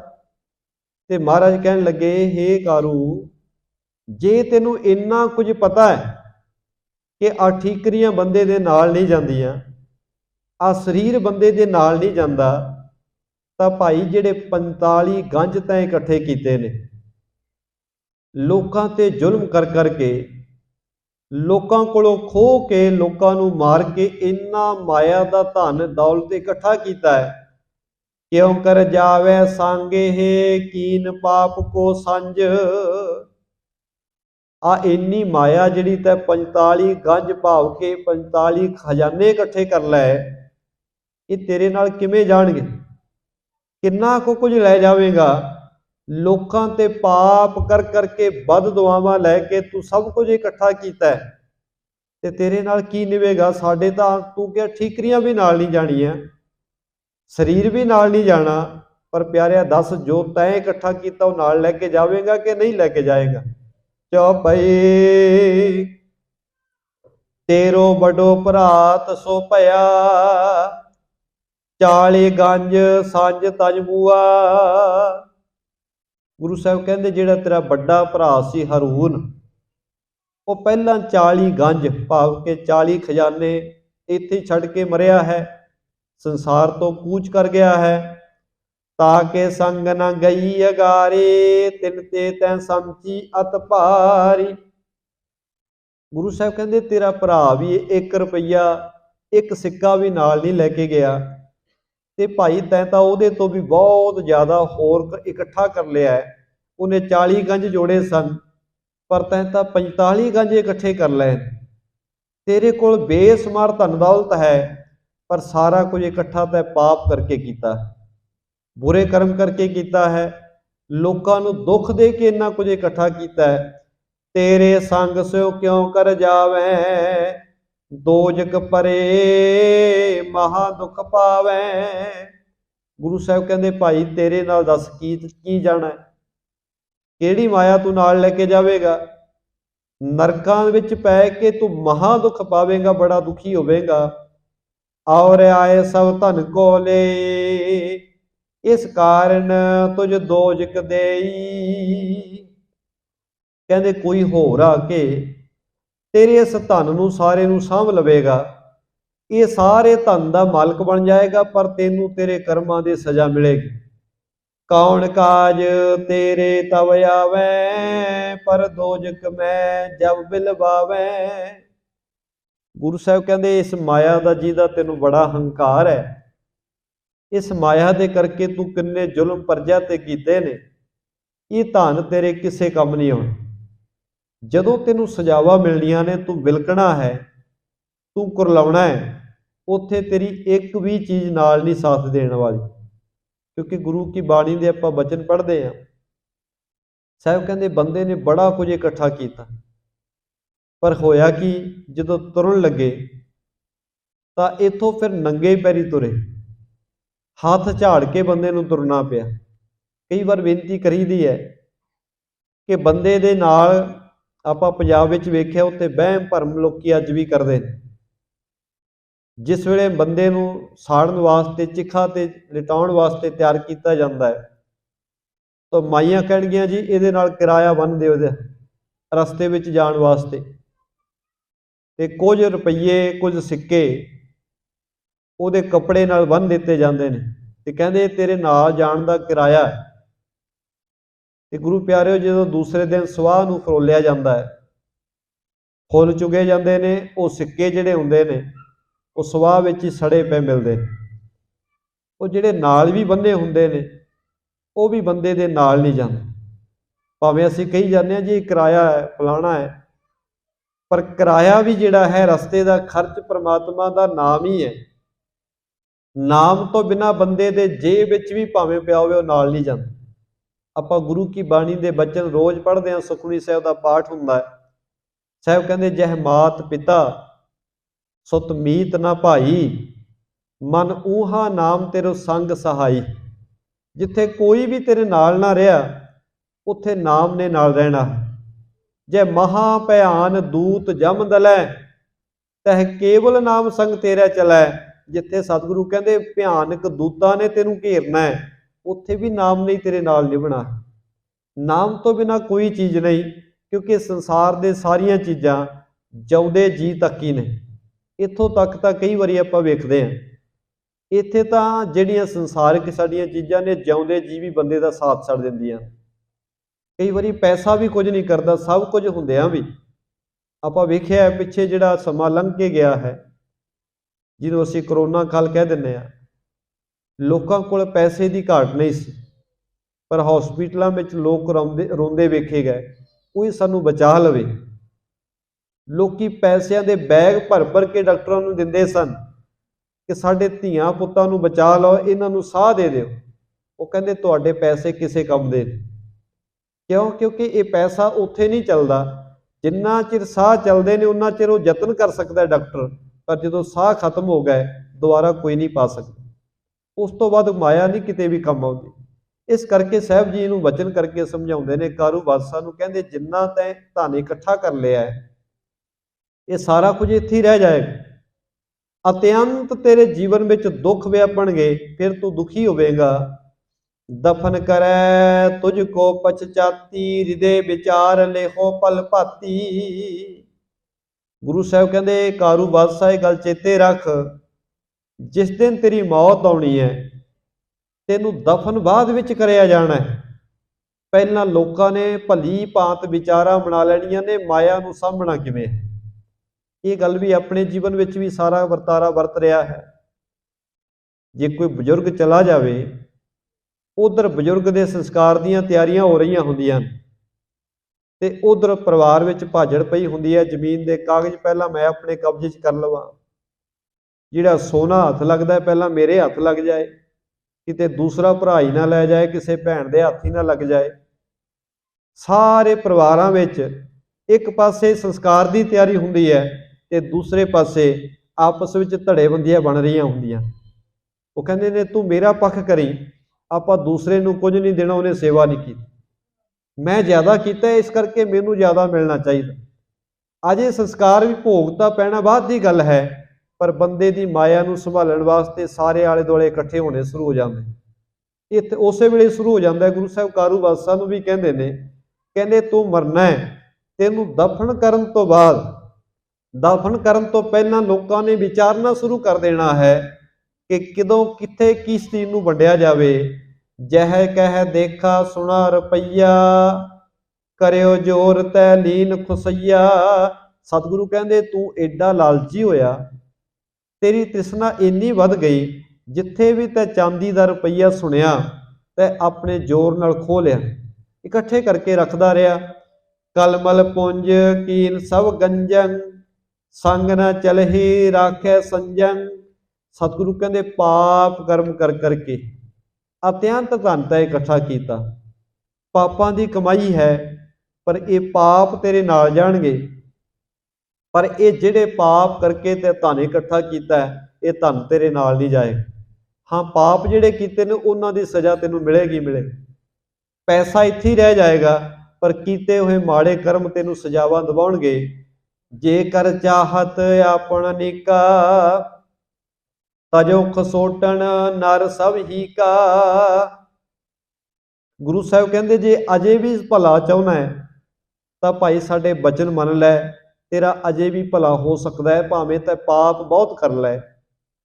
लोकां दे कतल करके, लोकां दे हक मार के ते बड़ी धन इकट्ठा कीता है, जे अजे भी तेरा भला हो सकता है जे तू बचन मन लवे।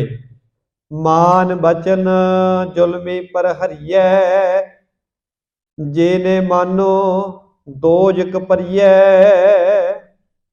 सतगुरु कहते जे तो बचन मन के जुल्म करने छड़ दवे तो तेरा भला हो सकता है। जे नह मानो दोजक परिए, जे तू बचन नहीं मनेगा फिर तो भाई तो दोजकां च पैना ही पैना, तेनू नरकां दी अग तो कोई बचा नहीं सकता। कई कोस अग्नि के माही, जे खैंचत जमदूत फिराही। गुरु साहब कहते जदों तेनू जमां दियां मारां पैणियां ने, तेरे पाप कर्मां दियां सजावां तेनू मिलनियां ने, उत्थे किसे ने तेरी पुकार नहीं सुननी, उत्थे किसे ने तेनू बचाण वास्ते नहीं आउणा। दोहरा दर्शन कर पुन बचन सुन, भयो मोम दिल होए।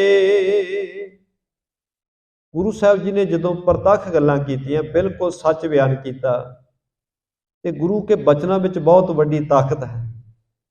गुरु नानक साहब महाराज विच एडी समर्था है, भावें कोई किड्डा ही पापी सी पर गुरु के बचना अगे बोल नहीं सकिया, क्योंकि सतगुरां ने ऐसा सच उहदे सामने रखिया जिहड़ा उहनूं स्वीकार करना पिया।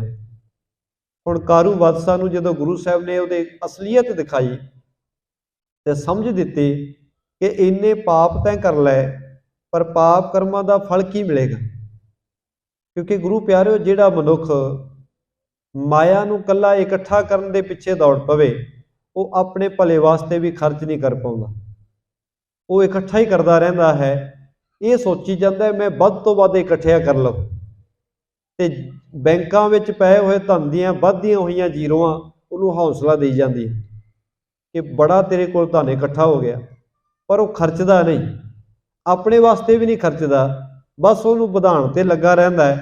ते एक दिन ऐसा आउंदा है जिस दिन उहदे मन विच आउंदा इहनूं खर्चां, पर वो समा आउण तो पहलां ही उहदे सारे खर्चे बंद हो जांदे, फिर इक्को ही खर्चा रह जांदा है कि उहदे खप्पण दी तैयारी वास्ते वो भी परिवार कर लैंदा है। हुण इसे तरह ही इहदा सुभाव ही सी, जिहड़ा कारू बादशाह सी एडा कंजूस सी।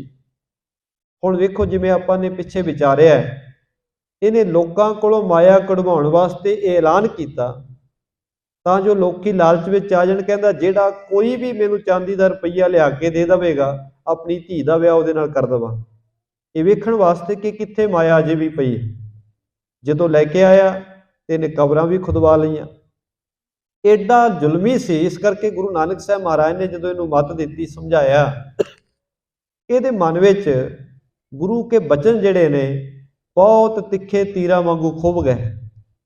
क्योंकि गुरु के बचनों विच एक बचन असी कई बारी असी भी बोलते हैं, पर साडे बचन बहुत रुखे होंदे ने, क्योंकि कि असी किसी नूं जलील करन वास्ते, असी समझाउण वास्ते नहीं कुछ कह रहे हो, असी किसी दा सुभाव बदलण वास्ते नहीं किसी नूं कुछ कह रहे हुंदे। साडा काम हुंदा है असी केवल किसी नूं नीवां दिखाउण वास्ते कह रहे हुंदे आ, इस करके साडे बचन फिक्के हुंदे। गुरु साहब जी दे बचन तिखे हुंदे ने, फिक्के नहीं हुंदे। गुरु का बचन हरेक मनुख दे धुर अंदर तक धुस जाता है। आप बचन पढ़ते हैं ना बाबा कबीर जी दे, कबीर सतगुर सूरमे बाह्या बाण जो एक, लागत ही भोए गिर परिया, परिया करेजे छेक। बाबा कबीर जी कहते पूरा सतगुरु शब्दां दे तीर इंज मारदा है, जदों खिच खिच के तीर मारदा है तो कलेजा फट जाता है। क्योंकि कई बारी सानू ये लगता भी हुंदा है कि जिहड़े गुरु के बचनों की कथा चल रही है, जां गुरु के बचन ने, तो मेरे वास्ते ने, ये मेरे ते लग रहे हैं। तो कई सारे प्राणी तो कथा करन वालियां नाल लड़ भी पैंदे ने, वो कहंदे ने तू मैनू क्या है। असल विच लगना चाहिए ये गुरु के बचन जिहड़े तिखे तीर ने साडे लगने चाहिए ने, तां जो साडा भला हो सके। पर ਅਸੀਂ ਜਦੋਂ ਕਦੇ ਸੁਣਦੇ ਹਾਂ ਕੋਈ ਐਸੀ ਗੱਲ ਆਉਂਦੀ ਹੈ, ਅਸੀਂ ਸੋਚਦੇ ਹਾਂ ਅੱਜ ਫਲਾਣੇ ਨੂੰ ਕਿਹਾ ਹੋਵੇਗਾ, ਅੱਜ ਇਹ ਗੱਲ ਤਾਂ ਫਲਾਣੇ ਤੇ ਲੱਗ ਗਈ, ਪਰ ਉਹ ਗੱਲ ਘਾਟਾਂ ਸਾਡੇ ਸਾਰਿਆਂ ਵਿੱਚ ਹੀ ਹੁੰਦੀਆਂ ਨੇ, ਤੇ ਜਿੱਥੇ ਗੁਰੂ ਕੇ ਬਚਨ ਲੱਗਣੇ ਨੇ ਉੱਥੇ ਲੱਗਦੇ ਹਨ। ਹੁਣ ਗੁਰੂ ਕੇ ਬਚਨ ਜਿਹੜੇ ਨੇ ਇਸ ਕਾਰੂ ਬਾਦਸ਼ਾਹ ਦੇ ਹਿਰਦੇ ਵਿੱਚ ਤਿੱਖੇ ਤੀਰਾਂ ਦੀ ਤਰ੍ਹਾਂ ਲੱਗੇ। ਬੜਾ ਦੁੱਖ ਮਹਿਸੂਸ ਹੋਇਆ, ਪਰ ਨਾਲ ਹੀ ਮਨ ਪਿਘਲ ਵੀ ਗਿਆ। ਗੁਰੂ ਕੇ ਬਚਨਾਂ ਨੇ ਜਦੋਂ ਅੰਦਰ ਮਾਰ ਕੀਤੀ ਤੇ ਮਨ ਵਿੱਚ ਆਇਆ, ਮਨਾ ਸੱਚਮੁੱਚ ਤੂੰ ਪਾਪ ਬਹੁਤ ਕਰ ਲੈ। ਜਿਹੜੇ ਬਚਨ ਗੁਰੂ ਸਾਹਿਬ ਕਹਿ ਰਹੇ ਹਨ, ਮਾਇਆ ਨੇ ਸੱਚਮੁੱਚ ਨਾਲ ਹੀ ਨਹੀਂ ਜਾਣਾ। ਪਾਪ ਕਰਮ ਅਤਿਅੰਤ ਕਰ ਲੈ, ਉਹ ਅੱਖਾਂ ਸਾਹਮਣੇ ਆਉਣ ਲੱਗ ਪਏ, ਕਿਉਂਕਿ ਜਿਹੜੇ ਕਰਮ ਬੰਦਾ ਕਰਦਾ ਉਹ ਭੁਲਾ ਨਹੀਂ ਪਾਉਂਦਾ। ਅੱਜ ਕੱਲ੍ਹ ਤਾਂ ਆਪਾਂ ਵੇਖਦੇ ਹਾਂ ਰੱਬ ਤਾਂ ਸਾਰਾ ਕੁਝ ਜਾਣਦਾ ਹੀ ਜਾਣਦਾ ਹੈ। ਅੱਜ ਤਾਂ ਸਾਇੰਸ ਨੇ ਇੰਨੀ ਤਰੱਕੀ ਕਰ ਲਈ ਹੈ, ਅੱਜ ਬੰਦਾ ਵੀ ਕਦੇ ਇਸ ਸਾਇੰਸ ਦੇ ਕੋਲੋਂ ਬਚ ਕੇ ਨਹੀਂ ਰਹਿ ਸਕਦਾ। ਜੇ ਬੰਦੇ ਨੂੰ ਕਹੋ ਜੀ ਤੂੰ ਫਲਾਣੇ ਨਾਲ ਗੱਲ ਕੀਤੀ ਕਿ ਨਹੀਂ ਕੀਤੀ, ਬੰਦਾ ਕਹੇਗਾ ਜੀ ਮੈਂ ਕਿਸੇ ਨਾਲ ਨਹੀਂ ਕੀਤੀ।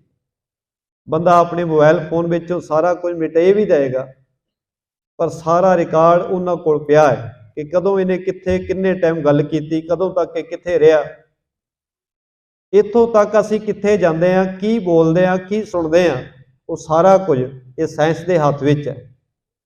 ਬੰਦੇ ਦੀ ਬਣਾਈ ਸਾਇੰਸ, ਬੰਦੇ ਦੇ ਬਣਾਏ ਹੋਏ ਯੰਤਰ ਬੰਦੇ ਬਾਰੇ ਸਾਰਾ ਕੁਝ ਜਾਣਦੇ ਨੇ, ਤੇ ਜਿਸ ਰੱਬ ਨੇ ਇਹ ਬੰਦਾ ਬਣਾਇਆ ਉਹ ਕਿਉਂ ਨਹੀਂ ਜਾਣੇ। ਅੱਜ ਸਾਰਾ ਕੁਝ ਸਾਡੇ ਬਾਰੇ ਪਤਾ ਹੈ। ਜੋ ਤੁਸੀਂ ਬੋਲਣ ਲੱਗ ਪਓ, ਆਪਸ ਵਿੱਚ ਗੱਲਬਾਤ ਹੀ ਕਰੋ ਕਿਸੇ ਵਿਸ਼ੇ ਤੇ, ਇਹ ਸਾਡੇ ਮੋਬਾਈਲ ਉਹ ਤੁਹਾਨੂੰ ਦਿਖਾਉਣ ਲੱਗ ਪੈਣ, ਇਹ ਸੁਣ ਰਿਹਾ ਹੈ, ਇਹਨੂੰ ਕੀ ਚਾਹੀਦਾ, ਅਸੀਂ ਕਿੱਥੇ ਜਾ ਰਹੇ ਹਾਂ, ਕਿਹਨੂੰ ਮਿਲ ਰਹੇ ਹਾਂ, ਸਾਰਾ ਕੁਝ ਇਹਨੂੰ ਪਤਾ ਹੈ। ਅਸੀਂ ਭੁੱਲ ਜਾਵਾਂਗੇ ਕਿ ਮੈਂ ਕਦੋਂ ਕਿੱਥੇ ਗਿਆ ਸੀ, ਪਰ ਇਹ ਯਾਦ ਰੱਖੇਗਾ। ਸਾਰਾ ਕੁਝ ਸਾਡਾ ਹੀ ਬਣਾਇਆ, ਮਨੁੱਖ ਦਾ ਹੀ ਬਣਾਇਆ ਹੋਇਆ ਹੈ, ਤੇ ਮਨੁੱਖ ਦੇ ਬਾਰੇ ਸਾਡੇ ਨਾਲੋਂ ਜ਼ਿਆਦਾ ਜਾਣਦਾ। ਇਹਨੂੰ ਸਾਡੇ ਦਿਮਾਗ ਦਾ ਦੂਸਰੇ ਬੰਦੇ ਨੂੰ ਪਤਾ ਹੈ ਜਾਂ ਨਹੀਂ ਪਤਾ, ਪਰ ਇਹਨੂੰ ਪਤਾ ਹੈ ਇਸ ਬੰਦੇ ਦੇ ਦਿਮਾਗ ਵਿੱਚ ਕੀ, ਇਹ ਕੀ ਸੋਚਦਾ ਹੈ, ਕੀ ਕਰਦਾ ਹੈ। ਤੇ ਬਣਾਇਆ ਕਿਹਨੇ? ਮਨੁੱਖ ਨੇ ਬਣਾਇਆ। ਜੇ ਸਾਡਾ ਬਣਾਇਆ ਹੋਇਆ ਸਾਧਨ ਸਾਨੂੰ ਹੀ ਇੰਨਾ ਜਾਣਦਾ ਹੈ, ਜਿਹਨੇ ਸਾਰਾ ਸੰਸਾਰ ਚ ਕਿਉਂ ਨਹੀਂ ਜਾਣਦਾ ਹੋਏਗਾ। ਆਹ ਸੰਸਾਰ ਦੇ ਸਾਧਨਾਂ ਨਾਲ ਤਾਂ ਬੰਦਾ ਚਲੋ ਛੇੜਖਾਨੀ ਕਰ ਸਕਦਾ ਹੈ, ਬੰਦਾ ਇੱਥੇ ਆ ਕੈਮਰੇ ਵੀ ਭੰਨਦਾ ਹੈਗਾ, ਇੱਥੇ ਦੀ ਟੈਕਨੋਲੋਜੀ ਦੇ ਨਾਲ ਆਪਣੇ ਦਿਮਾਗ ਦੇ ਨਾਲ ਬੰਦਾ ਹੇਰਾਫੇਰੀ ਕਰ ਸਕਦਾ ਹੈ, ਪਰ ਰੱਬ ਦੇ ਕੈਮਰਿਆਂ ਨੂੰ ਕੋਈ ਭੰਨ ਵੀ ਨਹੀਂ ਸਕਦਾ। ਉਹ ਜਿਹੜੀਆਂ ਰੀਲਾਂ ਉੱਥੇ ਬਣ ਗਈਆਂ, ਜਿਹੜੀ ਫਿਲਮ ਉੱਥੇ ਤਿਆਰ ਹੋ ਗਈ, ਉਹ ਕੋਈ ਨਹੀਂ ਮਿਟਾ ਸਕਦਾ, ਉਹ ਸਾਡੇ ਸਾਹਮਣੇ ਚੱਲਦੀ ਹੋਏਗੀ। ਰੱਬ ਤਾਂ ਸਾਰਾ ਕੁਝ ਜਾਣਦਾ ਹੀ ਜਾਣਦਾ। ਗੁਰੂ ਪਿਆਰਿਓ, ਜੇ ਅੱਜ ਤੋਂ 50 ਸਾਲ ਪਹਿਲਾਂ, 20 ਸਾਲ ਪਹਿਲਾਂ, 10 ਸਾਲ ਪਹਿਲਾਂ ਅਸੀਂ ਕੋਈ ਮਾੜਾ ਕੰਮ ਕੀਤਾ ਹੈ, ਪੂਰਾ ਚੱਕਰ ਉਸੇ ਵੇਲੇ ਅੱਖਾਂ ਅੱਗੇ ਘੁੰਮ ਜਾਏਗਾ, ਇਸ ਤਰ੍ਹਾਂ ਕੀਤਾ ਸੀ। ਇਹਦਾ ਮਤਲਬ ਸਾਰਾ ਕੁਝ ਅੰਦਰ ਹੀ ਪਿਆ ਹੈ, ਤੇ ਜੇ ਸਾਰਾ ਕੁਝ ਅੰਦਰ ਹੀ ਪਿਆ ਹੈ ਤੇ ਉਹਦੀ ਸਜ਼ਾ ਵੀ ਸਾਡੇ ਸਾਹਮਣੇ ਇੱਕ ਦਿਨ ਆਏਗੀ। ਤੇ ਗੁਰੂ ਸਾਹਿਬ ਨੇ ਕਿਹਾ, ਕਹਿਣ ਲੱਗੇ ਭਾਈ ਜਿੰਨੇ ਤੇ ਮਾੜੇ ਕੰਮ ਕੀਤੇ ਨੇ ਉਹਨਾਂ ਕਰਮਾਂ ਦੀ ਸਜ਼ਾ ਤੇਰੇ ਸਾਹਮਣੇ ਆਏਗੀ। ਇਹ ਬੜਾ ਮਨ ਵਿੱਚ ਨਿਮਰ ਹੋ ਗਿਆ, ਸੋਚਣ ਲੱਗ ਪਿਆ ਕਿ ਸੱਚਮੁੱਚ ਮੈਂ ਇੱਕ ਵੀ ਚੰਗਾ ਕੰਮ ਨਹੀਂ ਕੀਤਾ। ਚੌਪਏ ਜਿਉ ਬੀਤੇ ਬੀਤੀ ਪਛਚਾਤੀ, ਅਬ ਉਪਦੇਸ਼ ਦੇਹੋ ਭਲ ਭੰਤੀ। ਇੱਕਦਮ ਢਹਿ ਪਿਆ ਗੁਰੂ ਕੇ ਚਰਨਾਂ ਤੇ, ਕਹਿੰਦਾ ਮਹਾਰਾਜ ਪਹਿਲਾਂ ਜਿਵੇਂ ਬਤੀਤ ਹੋ ਗਈ ਬੀਤ ਗਈ, ਮੈਂ ਬੜੀ ਅਗਿਆਨਤਾ ਵਿੱਚ ਬਤੀਤ ਕੀਤੀ ਹੈ, ਪਰ ਜੇ ਤੁਸੀਂ ਬਚਨ ਕੀਤਾ ਹੈ ਕਿ ਅੱਜ ਵੀ ਤੇਰਾ ਭਲਾ ਹੋ ਸਕਦਾ ਹੈ, ਤਾਂ ਕਿਰਪਾ ਕਰੋ ਮੇਰੇ ਭਲੇ ਦਾ ਉਪਦੇਸ਼ ਦਿਓ। ਕਿਵੇਂ ਭਲਾ ਹੋ ਸਕਦਾ ਹੈ? ਮੈਂ ਇਹਨਾਂ ਪਾਪ ਕਰਮਾਂ ਦੀ ਸਜ਼ਾ ਤੋਂ ਕਿਵੇਂ ਬਚ ਸਕਦਾ ਹਾਂ? ਜੋ ਨਿਸ਼ਚਾ ਹਵੇ ਪੰਥ ਖੁਦਾਏ, ਸੋ ਵਿਦ ਦੀਜੈ ਮੁਝੇ ਬਤਾਏ।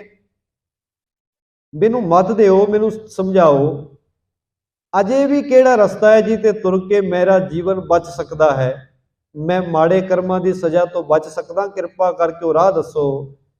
ਰਹਿ ਸਦੀਵ ਈਰਖਾ ਮਨ ਮੈਂ, ਜਾਤੇ ਰਹਿਓ ਮਗਨ ਮੈਂ ਧਨ ਮੈਂ। ਕਹਿੰਦਾ ਮਹਾਰਾਜ ਮੈਂ ਈਰਖਾ ਦੀ ਅੱਗ ਵਿੱਚ ਸੜਦਾ ਹੀ ਰਿਹਾ ਹਾਂ, ਮੇਰਾ ਮਨ ਹਰ ਵੇਲੇ ਮਾਇਆ ਦੇ ਵਿੱਚ, ਧਨ ਦੇ ਵਿੱਚ ਮਗਨ ਰਿਹਾ ਹੈ।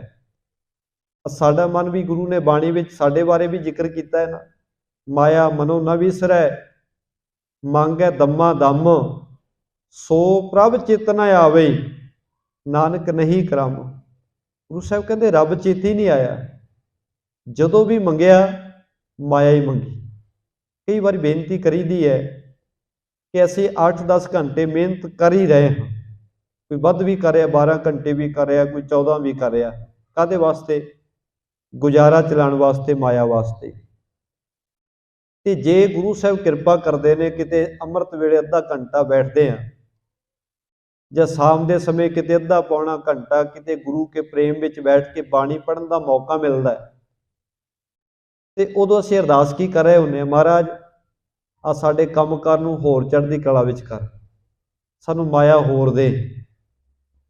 ਜਿਹੜੇ ਕੰਮ ਵਾਸਤੇ ਅਸੀਂ 12-14 ਘੰਟੇ ਪਹਿਲਾਂ ਹੀ ਲਾ ਕੇ ਆਏ ਹਾਂ, ਉਹ ਤਾਂ ਉਹਦੇ ਵਿੱਚੋਂ ਸਾਨੂੰ ਮਿਲ ਹੀ ਰਿਹਾ ਹੈ, ਪਰ ਜਿੰਨਾ ਕੁ ਸਮਾਂ ਅਸੀਂ ਆਨੰਦ ਲੈਣ ਵਾਸਤੇ ਬੈਠੇ ਤੇ ਉਹਦਾ ਫਲ ਦੇ ਰੂਪ ਵਿੱਚ ਮੰਗਿਆ ਕਿ ਫਿਰ ਉਹੀ ਮੰਗ ਲਿਆ। ਉਦੋਂ ਵੀ ਕਿਰਪਾ ਨਹੀਂ ਮੰਗੀ, ਉਦੋਂ ਮਨ ਦਾ ਆਨੰਦ ਨਹੀਂ ਮੰਗਿਆ, ਉਦੋਂ ਗੁਰੂ ਕੀ ਰਹਿਮਤ ਨਹੀਂ ਮੰਗੀ ਕਿ ਮਹਾਰਾਜ ਤੇਰੇ ਚਰਨਾਂ 'ਚ ਇੰਨਾ ਕੁ ਸਮਾਂ ਜੁੜ ਬੈਠੇ ਆ, ਇੰਨੀ ਕੀ ਕਿਰਪਾ ਕਰੀ, ਆਪਣੇ ਚਰਨਾਂ ਦਾ ਪ੍ਰੇਮ ਬਖਸ਼ ਦੇ, ਤੇਰੀ ਕਿਰਪਾ ਰਹਿਮਤ ਵਰਸ ਜਾਏ। ਜਦੋਂ ਬੰਦਗੀ ਵੀ ਕੀਤੀ, ਭਗਤੀ ਵੀ ਕੀਤੀ, ਤੇ ਕਈ ਤਾਂ ਹੁਣ ਸ਼ਬਦ ਵੀ ਐਸੇ ਆ ਗਏ, ਕਿਉਂਕਿ ਜਿਹੋ ਜਿਹਾ ਸਾਡਾ ਸੁਭਾਅ ਹੈ ਉਹੋ ਜਿਹੇ ਮਾਰਕੀਟ ਦੇ ਵਿੱਚ ਚੀਜ਼ਾਂ ਆ ਜਾਂਦੀਆਂ।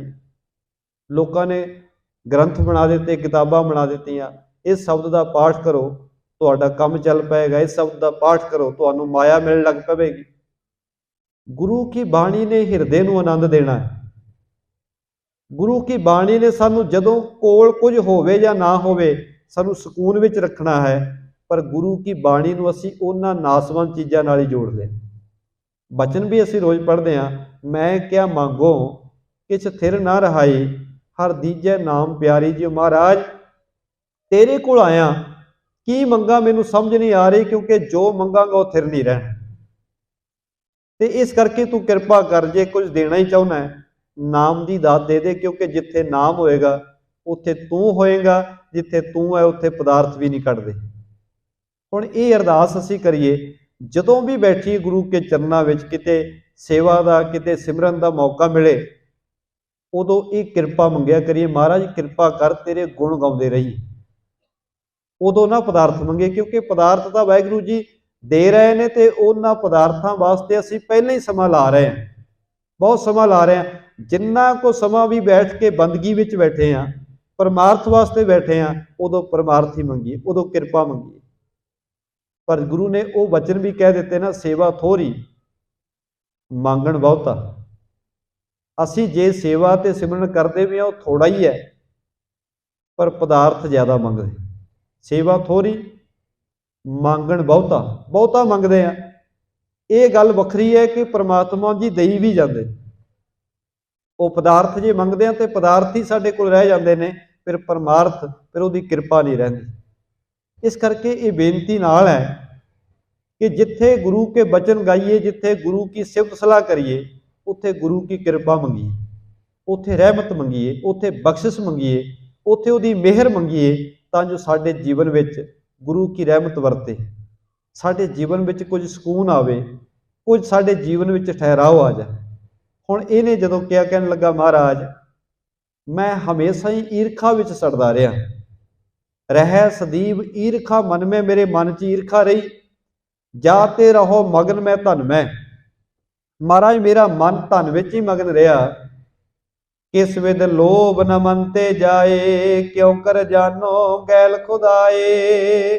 ਮਹਾਰਾਜ ਜਿਹੜਾ ਲਾਲਚ ਹੈ ਮੇਰੇ ਮਨ ਵਿੱਚ ਉਹ ਜਾਂਦਾ ਹੀ ਨਹੀਂ। ਇਹ ਲਾਲਚ ਐਸਾ ਹੈ ਜਿਹਨੂੰ ਗੁਰੂ ਸਾਹਿਬ ਨੇ ਤ੍ਰਿਸ਼ਨਾ ਕਿਹਾ ਹੈ। ਵੈਸੇ ਪੰਜੇ ਜਿਹੜੇ ਬੇਕਾਰ ਨੇ, ਇਹ ਜੇ ਅਸੀਂ ਪੰਜਾਂ ਦੀ ਗੱਲ ਕਰੀਏ, ਗੁਰੂ ਸਾਹਿਬ ਨੇ ਇਹਨਾਂ ਨੂੰ 5 ਸ਼ਕਤੀਆਂ ਵੀ ਕਿਹਾ ਹੈ।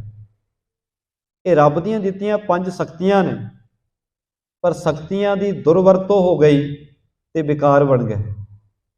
ਜੇ ਸ਼ਕਤੀਆਂ ਦੀ ਸਦਵਰਤੋਂ ਹੋਵੇ, ਵਾਹਿਗੁਰੂ ਨੇ ਦਿੱਤੇ ਨੇ, ਪੰਜੇ ਜਿਹੜੇ ਨੇ ਵਾਹਿਗੁਰੂ ਦੇ ਦਿੱਤੇ ਹੋਏ, ਕਾਮ ਕ੍ਰੋਧ ਲੋਭ ਮੋਹ ਹੰਕਾਰ, ਇਹ ਬੰਦੇ ਦੇ ਭਲੇ ਵਾਸਤੇ ਦਿੱਤੇ ਨੇ, ਪਰ ਇਹ ਕਿਉਂਕਿ ਗਿਆਨ ਨਾ ਹੋਣ ਕਰਕੇ ਦੁਰਵਰਤੋਂ ਕੀਤੀ, ਇਸ ਕਰਕੇ ਇਹਨਾਂ ਨੇ ਪਾਪ ਕਰਮਾਂ ਵਿੱਚ ਫਸਾ ਦਿੱਤਾ।